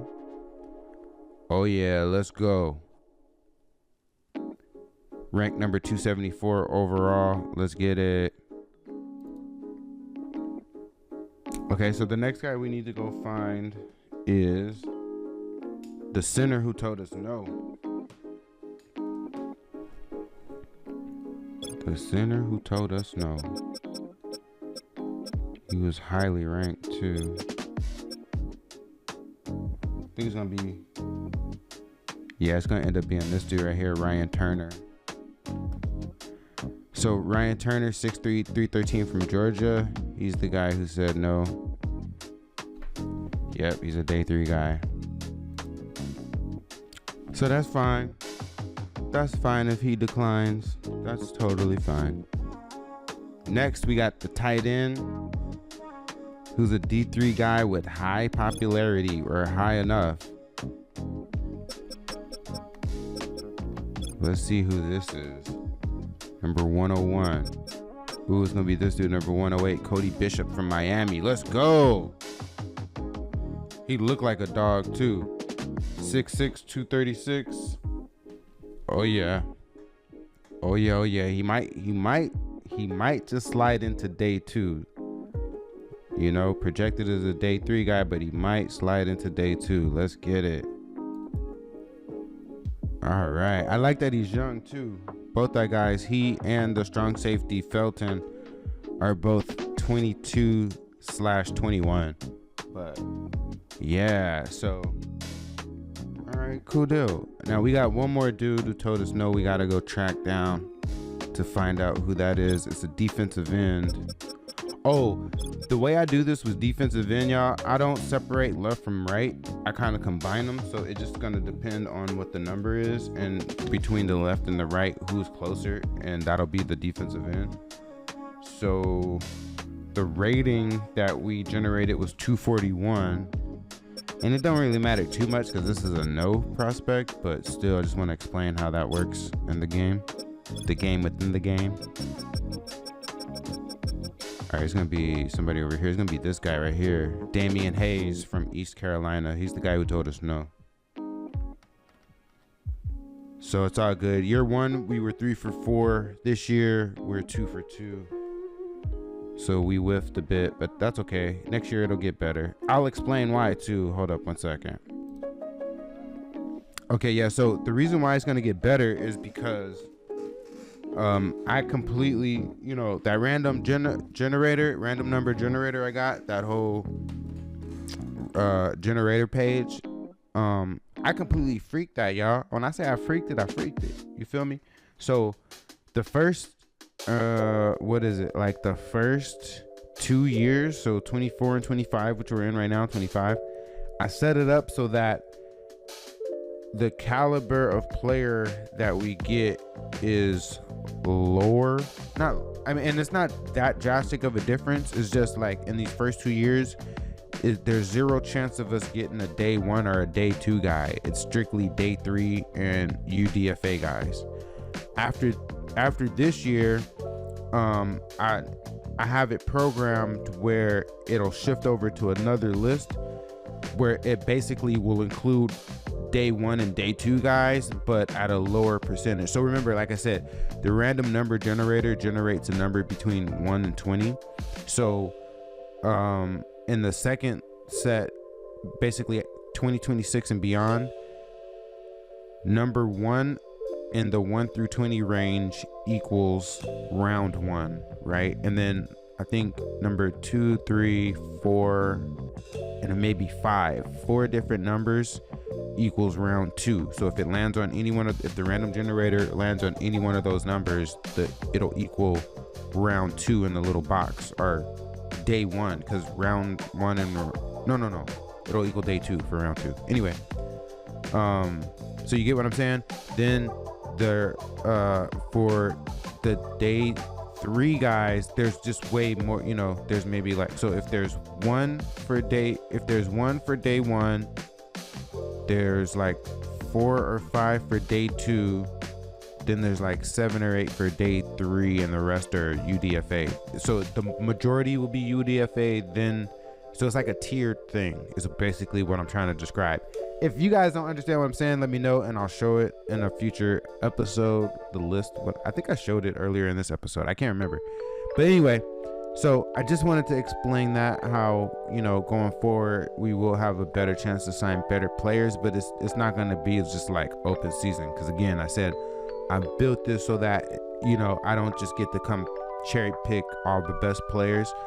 There's going to be an element of surprise and randomization to it, as you can see. All right, so let's keep it rolling.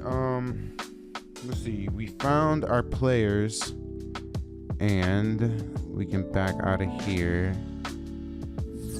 We can back out of there. Oh yeah, okay. Let me give you an update. We got through preseason.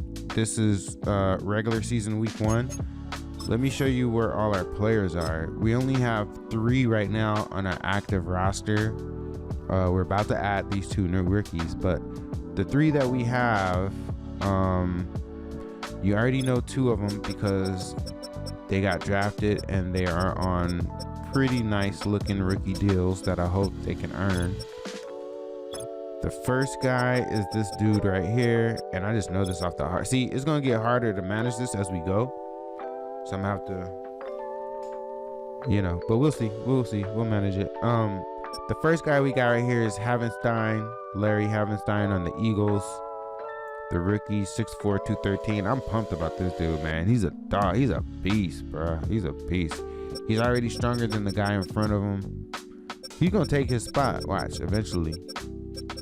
If not this year, next year, he's coming for Connor McGovern's spot.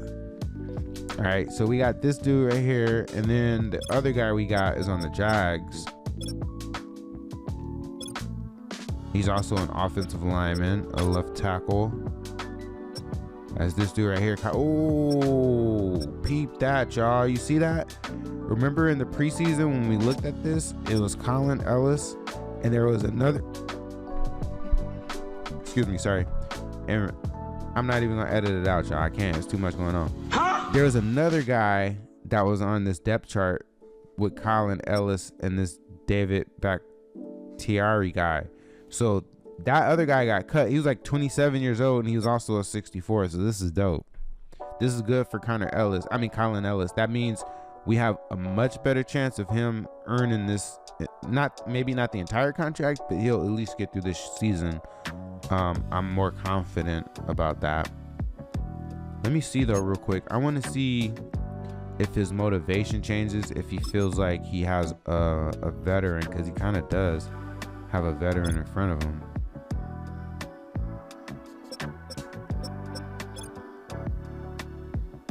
And he got that leadership trait. I love that.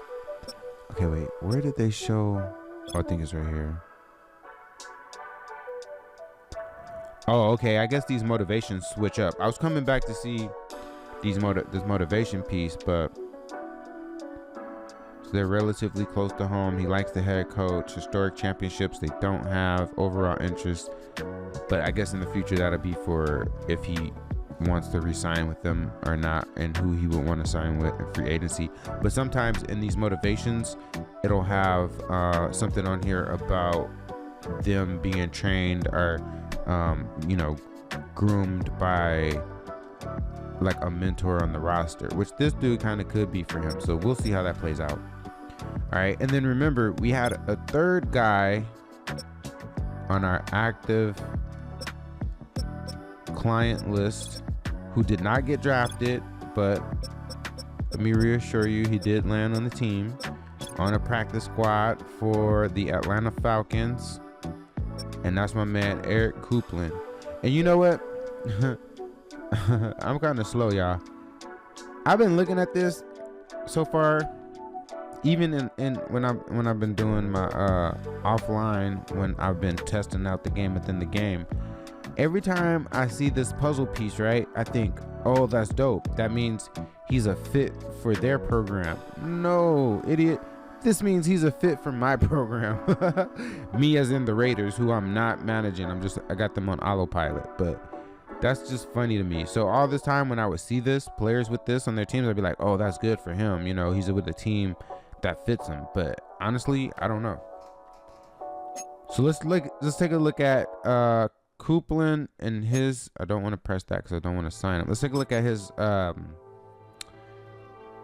practice squad contract. All the practice squad contracts end up being the same, which is totally fine. But in real life, there's a range for these. I wish they would make that in here,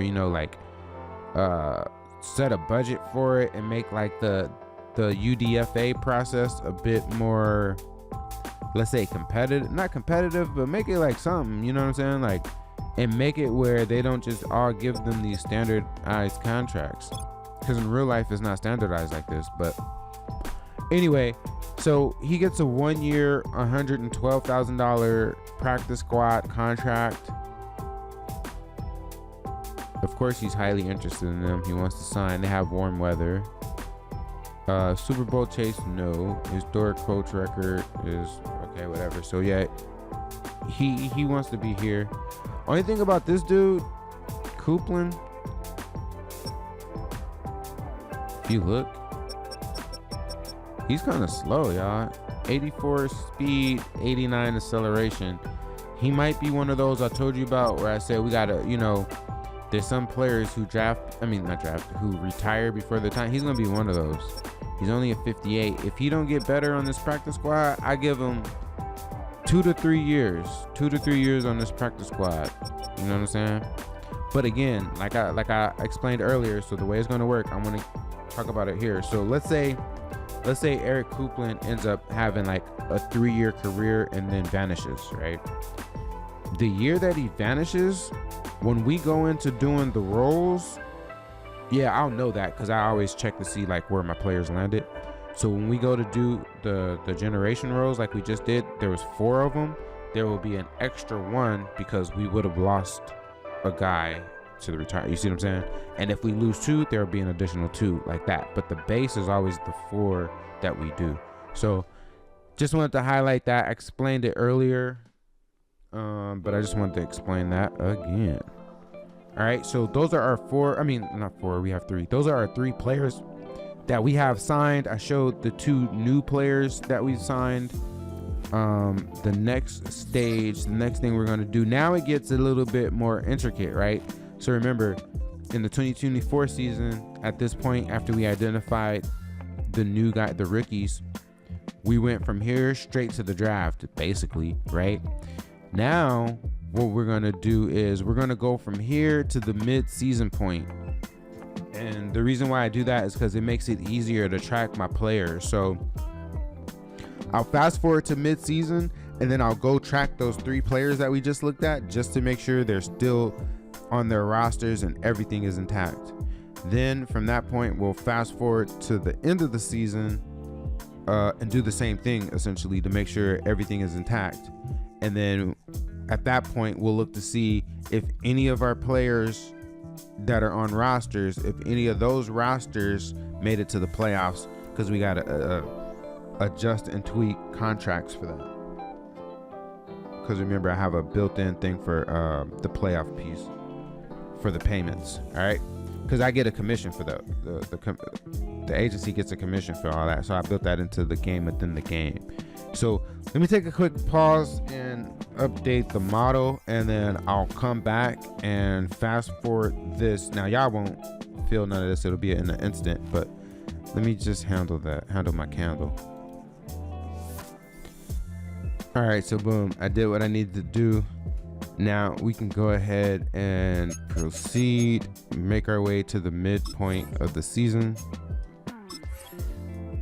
Sim ahead. Yes, we can. Yes, we can, y'all. And forgive me, don't mind me for showing these loading screens like this. I like to talk through them, you know what I'm saying? Because they don't really take that long anyway. But basically, again, I just do this because it makes it easier to manage. It makes it easier for me to manage whether or not the players earn the contracts and how much of the contracts they earn. So we're just gonna go to the roster. See, right now it's super easy. I can just go right off the top of my dome, off the top of my head. I'm only looking for 3 players. Let's see, we gotta look at the Eagles for my man. Damn, he got better, y'all. He was a 73. He's up to 74 now. This dude right here. Yo. He's gonna be good, yo. He's a star. He got the star development trait. I'm pumped. Let me see if he played any games so far. Only 5 games. Only 7 downs played. But that's fine. He's still on the team. He's still making his money, so no complaints. No complaints. And he's getting better, so still, yeah. All right, next we have a dude on the Jaguars. On the O-line. Okay, cool. He's still there. Colin Ellis. He isn't getting any better, but that's okay. He's still, well, his awareness is getting a little better, so that's good. And the guy in front of him is deteriorating, as you can see. Let's see if he got into the game at all.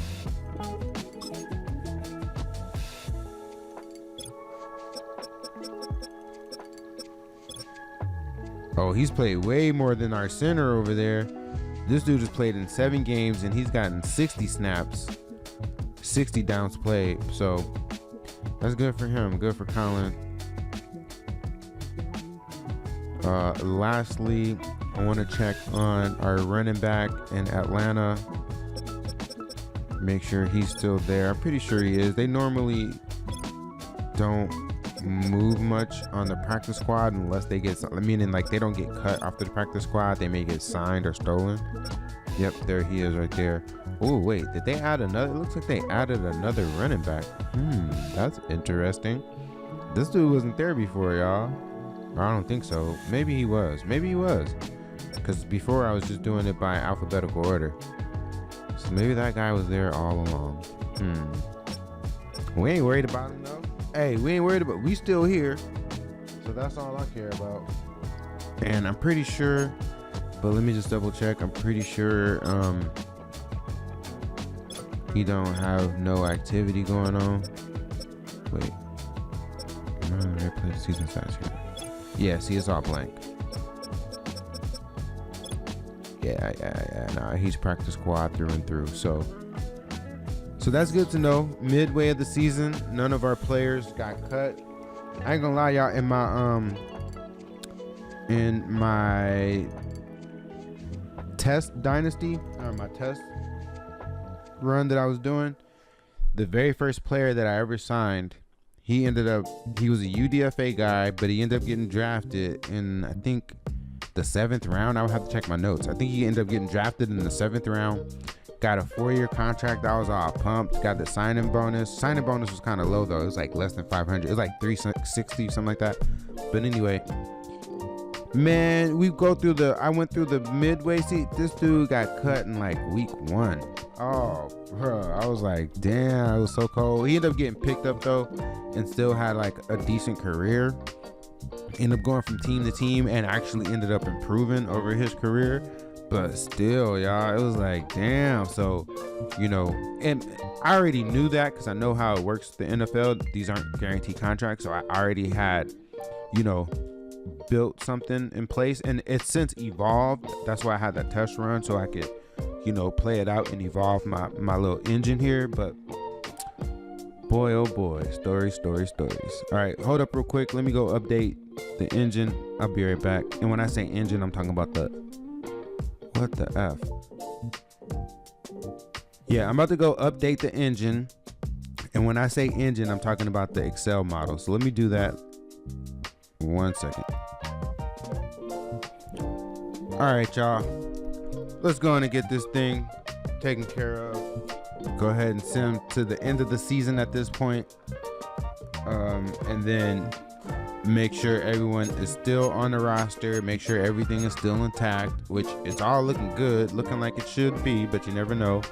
And then what else we got? Oh, yeah, I want to see if we got into the playoffs at that point. So if any of the players got into the playoffs, because that's basically like, you could think of that as like Christmas bonuses. So I'm gonna go ahead and say sim the playoffs, but I'll pause and come back for that. So I'll be back in a jumping jack flash, y'all. All right, boom. We are at the end of the season. Let's see how my players did.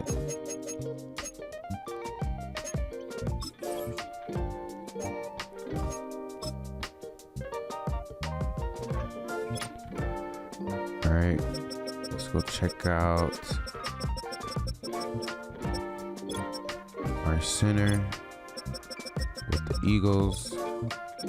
Damn, yay, he really is. Look, he done gotten better.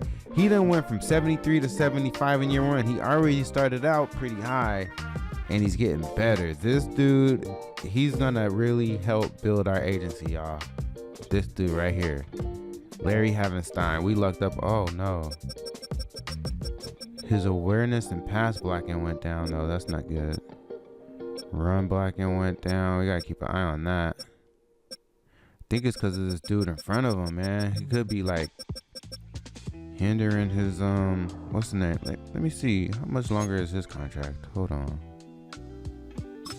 Let me just be a nosy. But I need to know. Okay, he's done after this season. So Havenstein should be the starter next season, y'all. Straight up, we should be the starter. No ifs, ands, or buts. He didn't give up no sacks. He didn't really play that much though, I'm pretty sure. Oh no, okay. I mean, he had over 100 down played. That's good. Only 11 games played, but over 100 downs, so that's good. Like I mentioned, I'm gonna drop the as long as I have enough space, I'm gonna drop the rules. If I run out of space, I'll put it into the comments, but I'm gonna drop the rules for how the endorsement piece is gonna work for this game, the game within the game. It's gonna be randomized, but there's like gates, there's gateways, right? And one of the main gates so I'll just talk about it a little bit here, and I can go into it further in future episodes, especially when we get to the point where we are endorsement eligible. But basically, there's like eligibility gates for endorsements, and the endorsements are tiered. There's 3 tiers. There's a local level, a regional level, and then a national level. And there's each level, there's a pay range for that, and the generator will randomize how much the deal will be, worth, but it'll be within the range for that level. And then the way that players, there's like different things players have to achieve to become eligible for each endorsement level, right? So like to become eligible for a local level endorsement, I think the main thing, and I'm going off the top of my head because I did my rules with ChatGPT a couple days ago, but so much has been going on. But I want to say the base level to become eligible for a local level, which is the lowest level endorsement, to become eligible for that, you got to be the starter on your team. And the way that I determine if you're the starter or not is just by if you have more downs played, more games and downs played than anybody else on at your position group, basically. So like, for instance, we can look at Havenstein and know that he did not start the season because he had only 11 games played and 113 downs, where if we look at this dude in front of him, McGovern, not only is he had a higher rating than our guy, which would suggest that he was the starter. If we go and look at his stats for the season, he played in 16 games.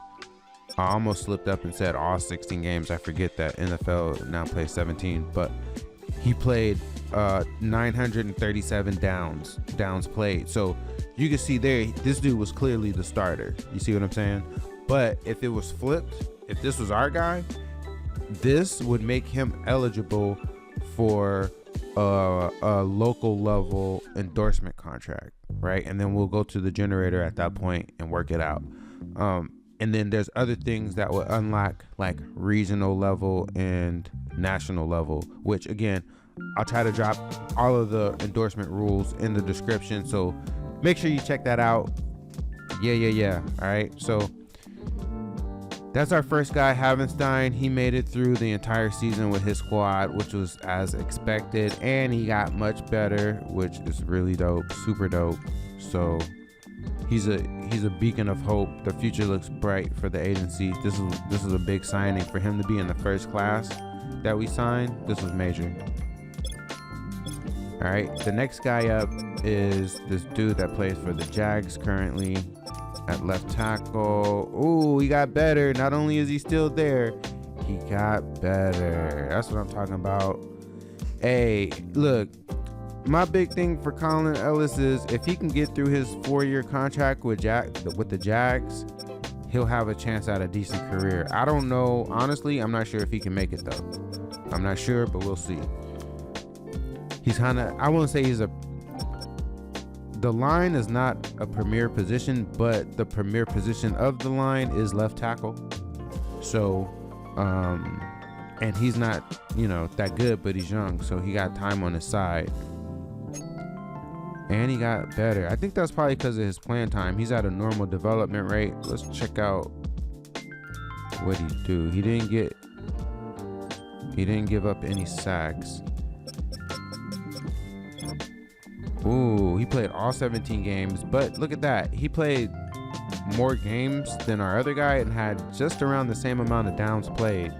But you could tell again in this situation as well, you obviously know that clearly Colin Ellis was not the starter on his team, right? So he as well is not endorsement eligible. All right, yeah, but pretty good though, y'all. The two drafted players who signed decent contracts made it through the entire season, which is a big deal. All right, and then last but not least, the third guy we have on our client list is on the practice squad for the Falcons. We saw him last. They had another running back on there, but he's still there. Copeland. Looked like they signed some other people, but we still there. I don't think he got any better. He's still at 58, but that's fine. He earned his entire $112,000 practice squad salary. So yeah, we'll take it, man. That is regular season for 2025. Let's check out the playoff bracket at this point to see if we recognize any of these teams.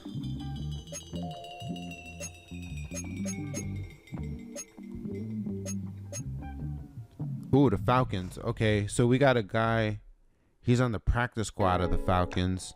So the way that works is they continue to make their practice squad rate during the time that they're in the playoffs.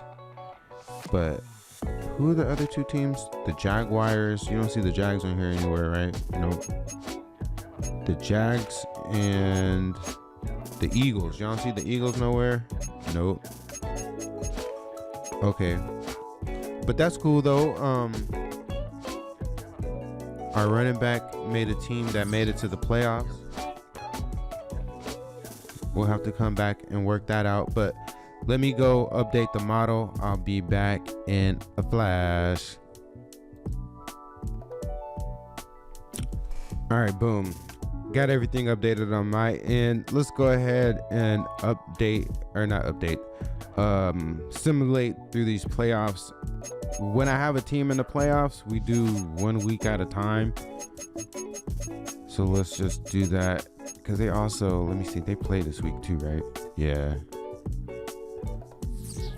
So we got to track that because at least the payments, I mean, really small payments at this point in the young career of everybody, the player plus the firm. But hey, we got to do what we got to do. Ooh, they lost. Atlanta lost. So that's it for us for the playoffs. At this point, I can go ahead and sim to the end of the season. I'll go ahead and do that. Update what I need to update on the model. Then I'm gonna come back and show you the updates on the model, because at this point, if I'm about to wrap the regular season and get ready to sim to the playoffs, or not the playoffs, we're in the playoffs, sim to the draft, I'm about to say, that's sort of like the point where we cross over years, right? So like once, you know how in the game after the, and I'll show you after, here, let's just do it now. Let's just go through it now. We already saw that there was only one playoff game, so I'm going to sim to the Super Bowl. I'll be back. Actually, no, not the Super Bowl. I'm tripping. I'm gonna sim to. Wait, is it the off season? Here, you know what? Let me sim to the Super Bowl, and then I'll come back at that point. All right, here we are. It's time for the Super Bowl. Looks like. Oh, hey y'all, I'm tripping. I didn't even notice that when I was looking before. I was just looking for teams with my players on it. But the Raiders, who I'm not even touching, as you can see, I have not touched the Raiders. They made it all the way to the Super Bowl. I wonder if we still got Devontae Adams. I think we do. Dang, we made it to the Super Bowl. I didn't even have to do nothing. Hold on. Let me look at their roster. I'm not gonna lie, y'all. I haven't done nothing with this team. I just want to see something. We got Jared Goff at quarterback, Isaiah Pacheco at halfback. Damn, he's a 93. See, I told you, Devontae Adams, Curtis Samuel, Paris Campbell, Xavier Legette, and Jacob Cowing. Hunter Henry, Tucker Kraft, Kalen Cranston. Not like they have like I guess they do got a pretty solid squad. Yeah, look at all these 90s on this line. Yeah, pretty good line right there. Oh, damn, they got a pretty good D-line too. Whoa, decent. Damn. Yep, no, I can see why they're in the Super Bowl for sure. They got a pretty solid squad. Decent speed in the secondary. Yeah, no, they're solid, man. I wouldn't say this is like a dynasty or anything. I don't think so. But definitely a solid squad there. All right, I'm gonna go ahead and advance the week, and we're gonna look at wrapping the season. Okay, boom. This is what I'm talking about. So this page right here, where it shows the year and the season recap. So in this instance, the 2025 season recap. This is going to be the point where we say, okay, that's the end of the 2025 season, even like in the model. So in the model at this point, everything becomes the next season. So also at this point, this is where we'll do our, I kind of did it in an awkward order because, you know, you saw how that first season, the 2024 season, was different than the 2025 season. The 2025 season is how each season is going to be going forward now. So that's what the cadence will be more like. And what I'm about to do now is, which will also be a part of this cadence, is after we look at this recap for the league, we'll go look at a recap for the agency. So I'm about to hop back over to the model. I'll show you the results like I showed you previously, but I'm going to show 24 compared to 25, not compare, but 24 side by side to 25. Also, we'll show the dashboard. All right, so let's hop into that. All right, y'all, let's keep it moving right along. Back here at the model, time to review our results for 2025. Now that we got them in, so the more that the years go on and we build this thing up, it's going to start to get dope. You know what I'm saying? It's already dope to me. It's hella dope. Y'all let me know what y'all think. Drop me some comments down below if you feeling this program so far. Make sure you hit the like button, bang on that subscribe button if you ain't already subscribed, that is. Yeah. So let's look at the results. Check out the income statement first. Let's see here. So we got some revenue. Well, I mean, we had revenue last year. Remember, like I said, in 2024, the way I built the model in the assumptions category, we have some ancillary revenue based on our active client list, right? Like we get them for social media consulting and advisory fees that really push their marketing in that aspect. And then also event management fees, and they earn money off of this stuff too. So it's not like they're just paying us for nothing. You know what I'm saying? It's just that we don't get a percentage of that money that they make off of that stuff. So we charge them a flat fee up front to help them out with it, right? So that's how we generate a little bit of extra revenue there. So that was 24. We did the same in 25. It grows as our client base grows. So, you know, it went up because our active clients, in 23 we had 3. I'm sorry, in 24. In 24 we had 3. They weren't signed yet. They were still in college, but they still signed with us. So, and now in 25 we have 5. The 3 that signed in 24 that now signed in 25 and have contracts, plus the 2 new rookies, right? So this is the revenue, the commission revenue from contracts that we got from those 3 players. It totaled $117,000, just a hair over 117,000. Pretty good, not too shabby. Let's see, cost of sales.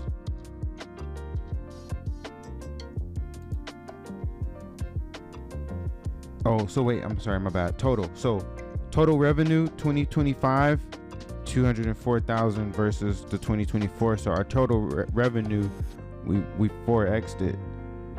Well, just about 4x, you know. And then here's our cost of sales down here. Last year it was just under 13,000. This year is just under 100,000. So we had to spend more to make more, as you can see, and we ended up with a gross profit of 109,000, just under 110. Then here are our operating expenses, salaries and wages. That's what messed me up, that W. Kevin Oleman is still the only person on the payroll, like you saw on the org chart at the beginning of the 25 season. So that's his 40,000 he paid himself, and then this 13, that's like the taxes and all that extra stuff that goes on top of your salary. And then marketing promotions, this is tied to the players that we sign in the year. You know, remember that chart I showed earlier, where it breaks down the costs that go after the players. So there were two sections.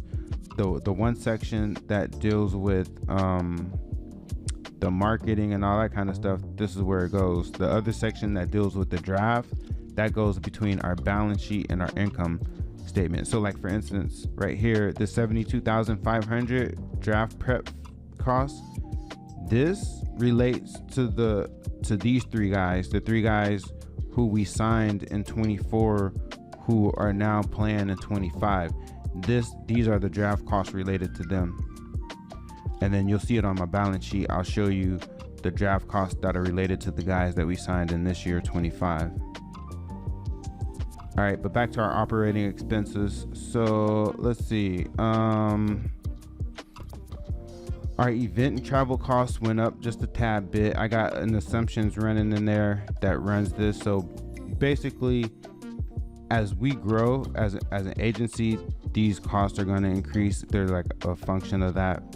There's drivers in the model that drive all this, so that's how we're running it. Then here are the cost of our consultants. Remember on the org chart, it was just Kevin Oleman and his 3 consultants. That's the team right now. This is them right here, and it's low because they're just part-time. So you might be thinking like, how you only pay 3 people $30,000? They're consultants. Hello, they got other clients. Come on now, dog. I'm trying to get to the point where I can hire them full time, but you know what I'm saying? You see how it is, man. It's rough right now. I'm trying to build this thing up, baby. But look, it's improvement though. Last year we had operating loss of 118,000. This year our operating loss is only 63,000. So that's, when I say this year, I mean 25. So hopefully for 26 we could create a positive operating, positive cash, result from operations. That's what I'm trying to say. What?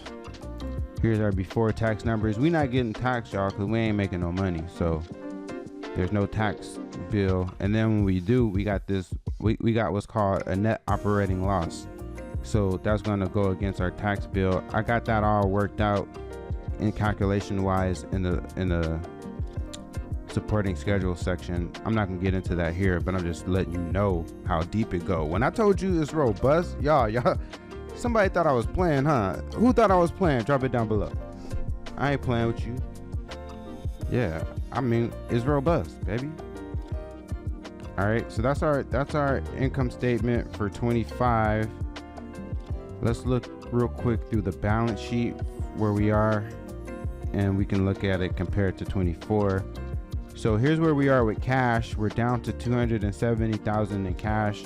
Remember, we started when Kevin Oleman started the company. He went and raised $500,000, which what we had on that cap table. Go back at the beginning. I might even pop it up here. Who knows? Just as a reminder, but we'll see. But anyway, so we started at 500,000 in cash in year one.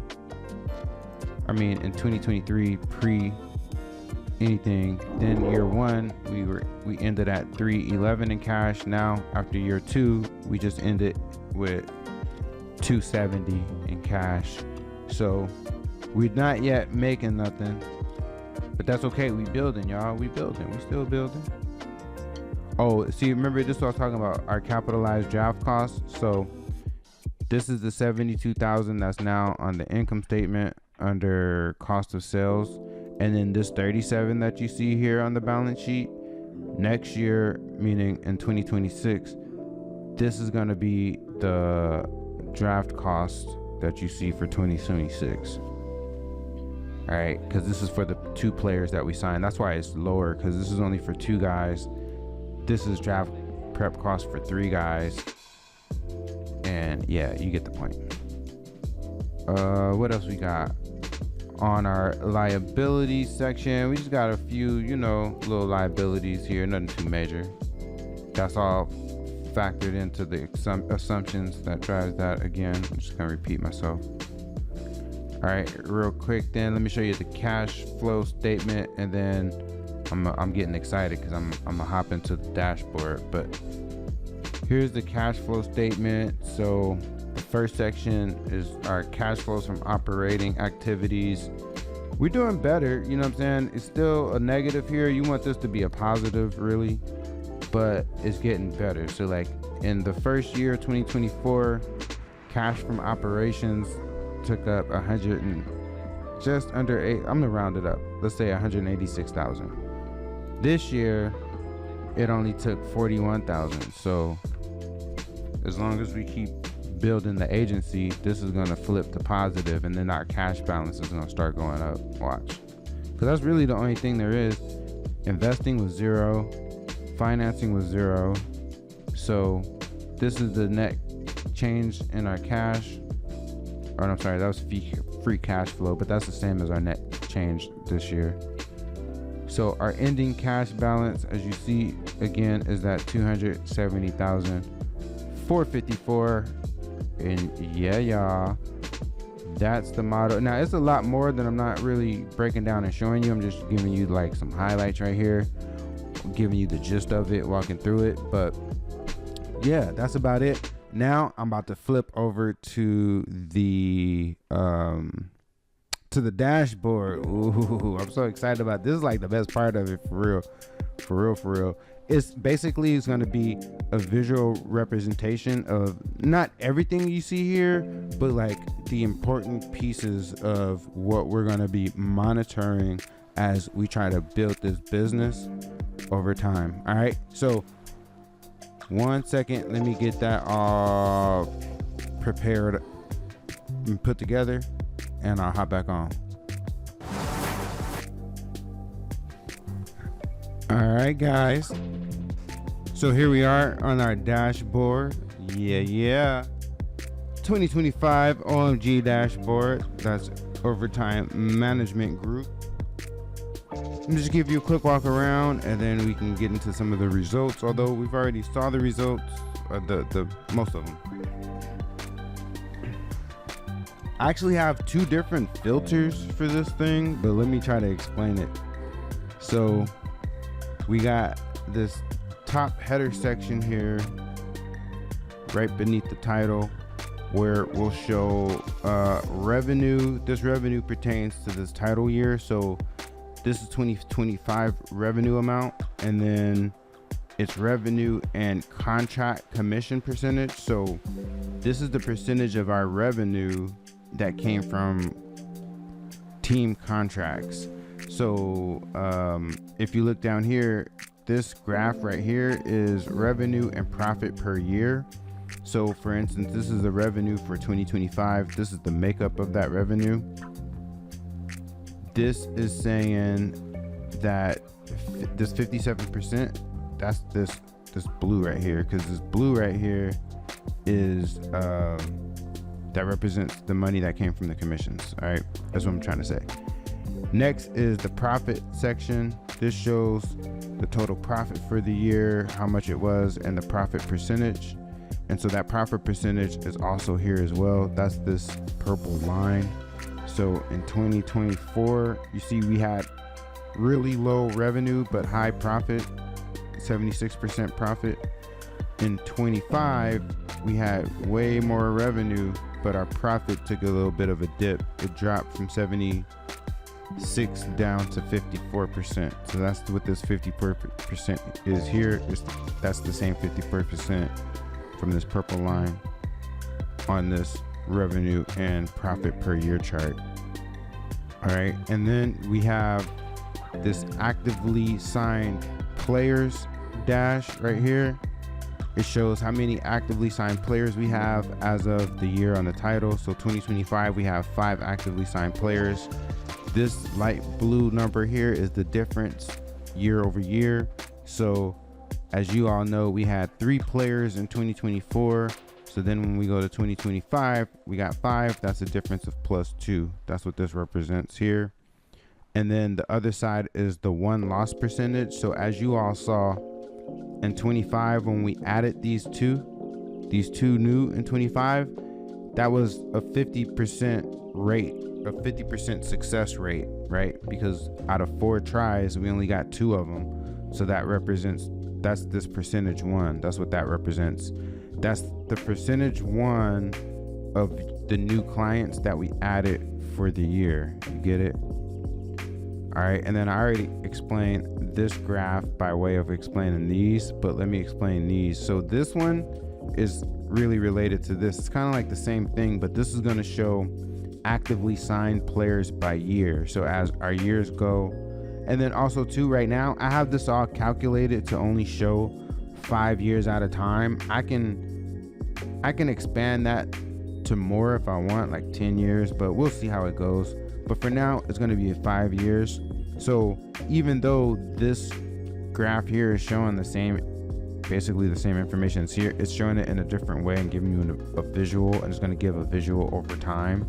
But I'm just tying in and letting you know that it represents essentially the same information. All right, so these are the 5 actively signed players we have in 2025.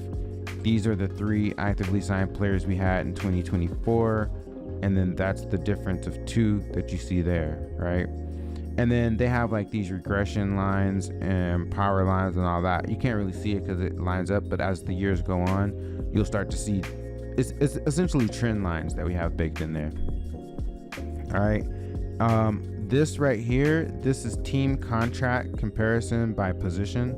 So, and I don't know, I have to double check if that's just team contracts or if that's all contracts, because remember, like I said, we have that ancillary revenue, that extra additional revenue that I don't have broken down by player. That's just like a calculation based on drivers and the assumptions. Whereas team commission revenue and endorsement revenue, even though we don't have any endorsements yet, those can all be tracked to players and to positions.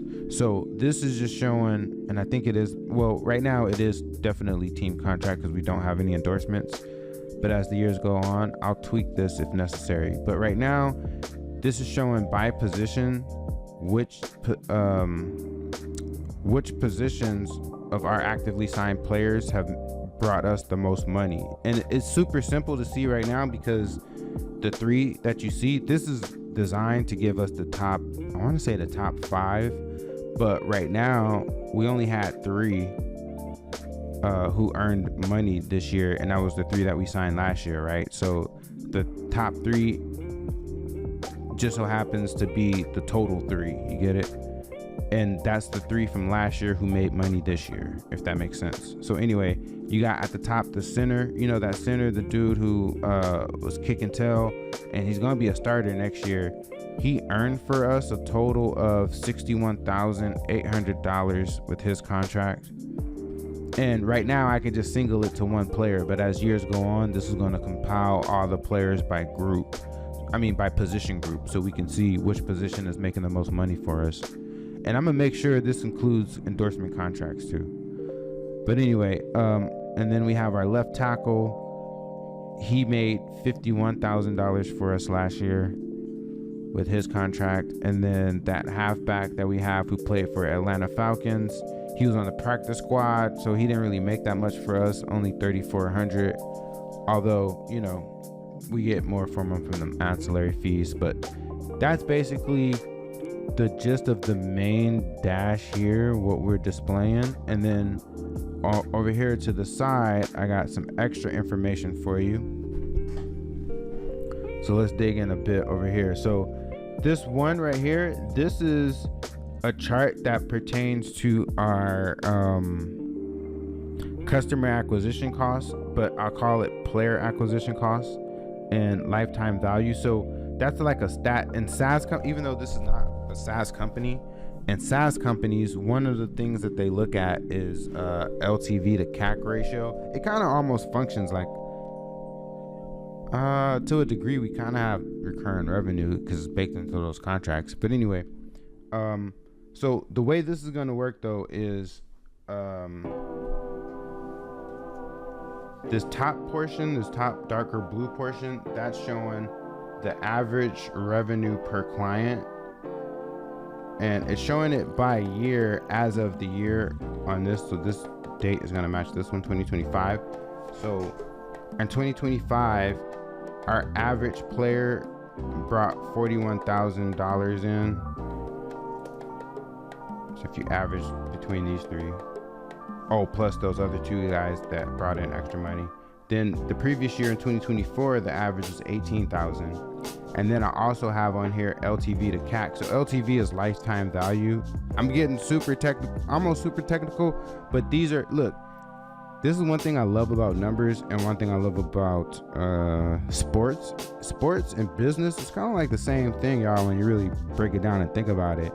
And these are the statistics of the business, just like how your sports teams have statistics, you feel me? So an LTV to CAC ratio, that's almost like saying what's your pitcher's ERA type of thing, right? It's a calculation that goes into it. So I'm not gonna get into the calculation, but I will just say how you can read the number to indicate what it indicates. So the higher the number, the better, right? That just means that the money that we're spending to bring in these players, they're bringing in more money for us over time, right?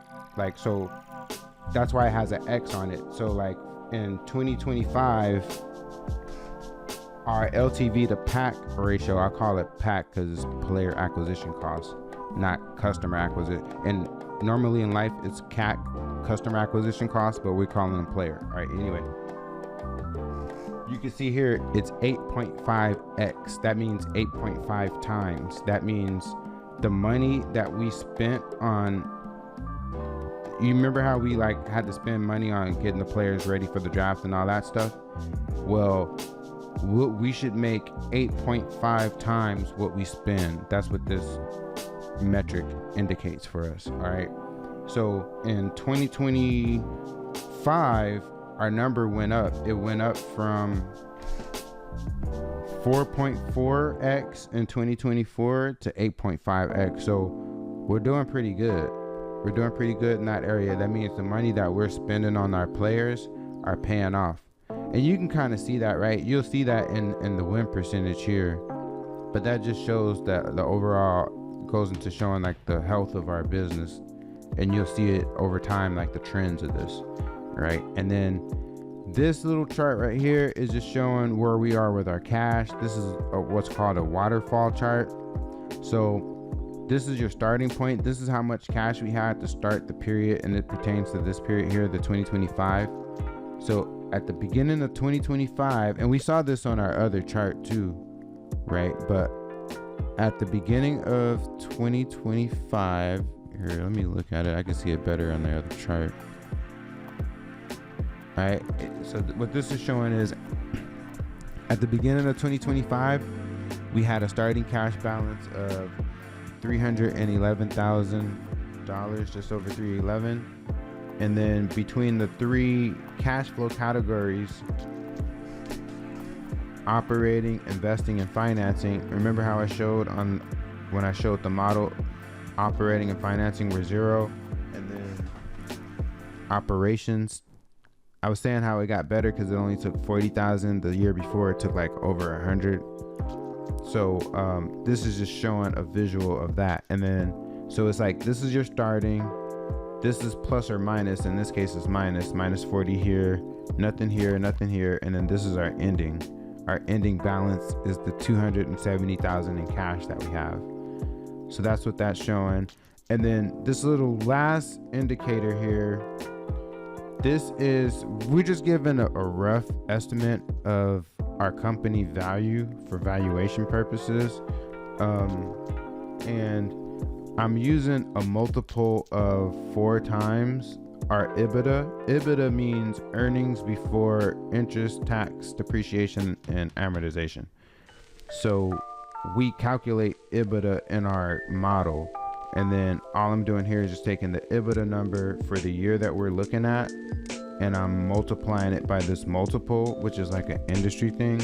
And I'm not gonna get too deep into all that. Y'all can look it all up. I'm just trying to walk through this real quick to tell you what all these numbers mean and why we looking at them. So this, as we look at it, is going to give us an indication of what our company value is. But I'm not going to take it as saying right now that it's a negative, as it's negative 253,000. I'm going to subtract that from, remember how we had the cap table? On that cap table we have, I might even pop it up yet one more time here.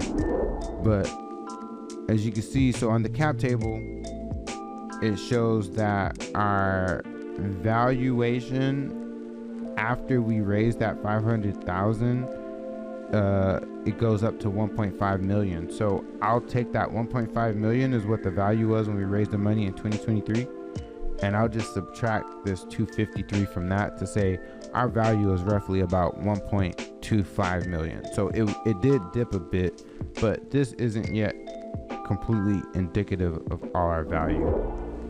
All right, and that may not be completely how you do it in real life, but that's how we're gonna do it here for this little game that we build in. All right, and a dashboard wouldn't be a dashboard if it wasn't interactive and dynamic. This one is, but I have 2 different switches for it essentially. So these 2 switches here, which are from the slicer, this is going to, I forget, let me click on it. Okay, yeah, this one controls these 2, this and this. Right, so boom, boom, boom, boom, boom. I mean, this kind of controls it too in the background, but I won't even get into that. So this, if I click on 2024, it'll show you just 2024 by itself. This is the results for 2024 by itself. You don't see anything here for 2024 because remember, we had just signed the players. They didn't earn anything here, so that's why that goes blank. This shows the 3 that we had signed in 2024. Then I can just look at 2025 by itself. Here's 2025, you can see, but there's no graph because there's nothing. This graph only pops up when there's something to compare to over time. This shows just the 2025 year by itself. And then this is also the 2025. So this is the same as what it was when we have both of them together, because this is just showing the current year's revenue. Or no, actually, I take that back. I think when I put it all, this is all time. It totals it all up. But since all time equals that 1 year, it's going to be the same amount. All right, so you can see here too that it becomes a 5. But then if I click on both of them, like I had it in the beginning, then you see everything we had. See, boom. Now this across here and even the title, and I think even this waterfall, I can control that with the model, because the model I can switch between years. So I'm about to switch off screen. Boom, you see? So now I can flip back to 2024 and this will show me here what we were at 2024. Hey, I told y'all, look, when I told y'all I was robust, y'all, I wasn't playing with you. So in 2024, remember how I showed you on the model, we made $52,000. 0% of that came from player contracts. Here, let me put this on 24 too, so these other ones will match.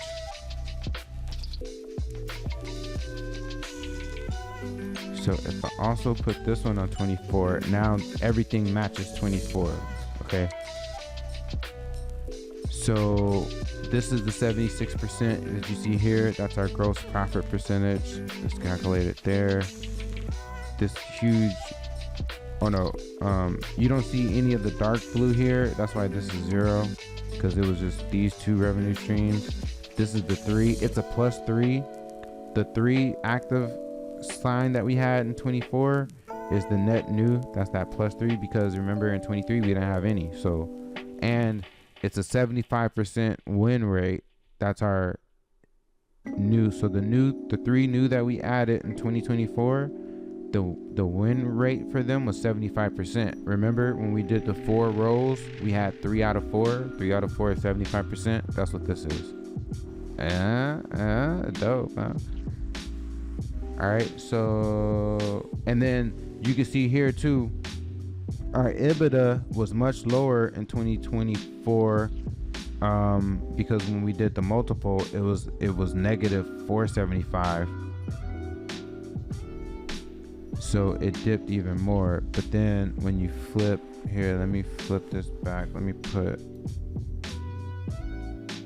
2025 back to here, and then let me flip on the screen back to 2025.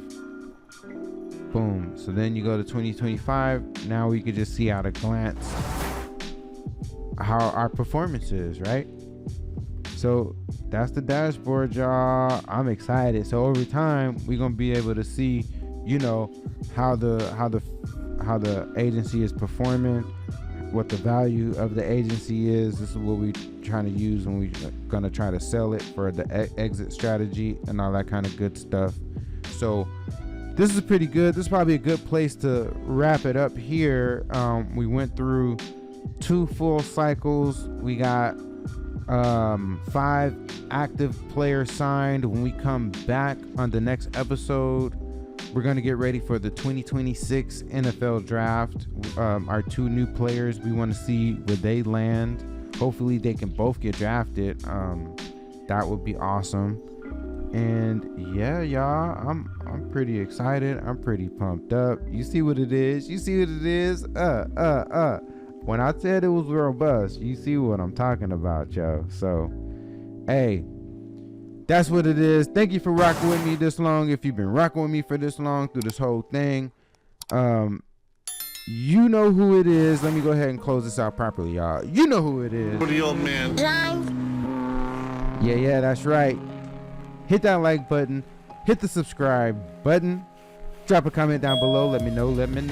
Oh yeah, like I said, yo, thank you for rocking with me this long, y'all.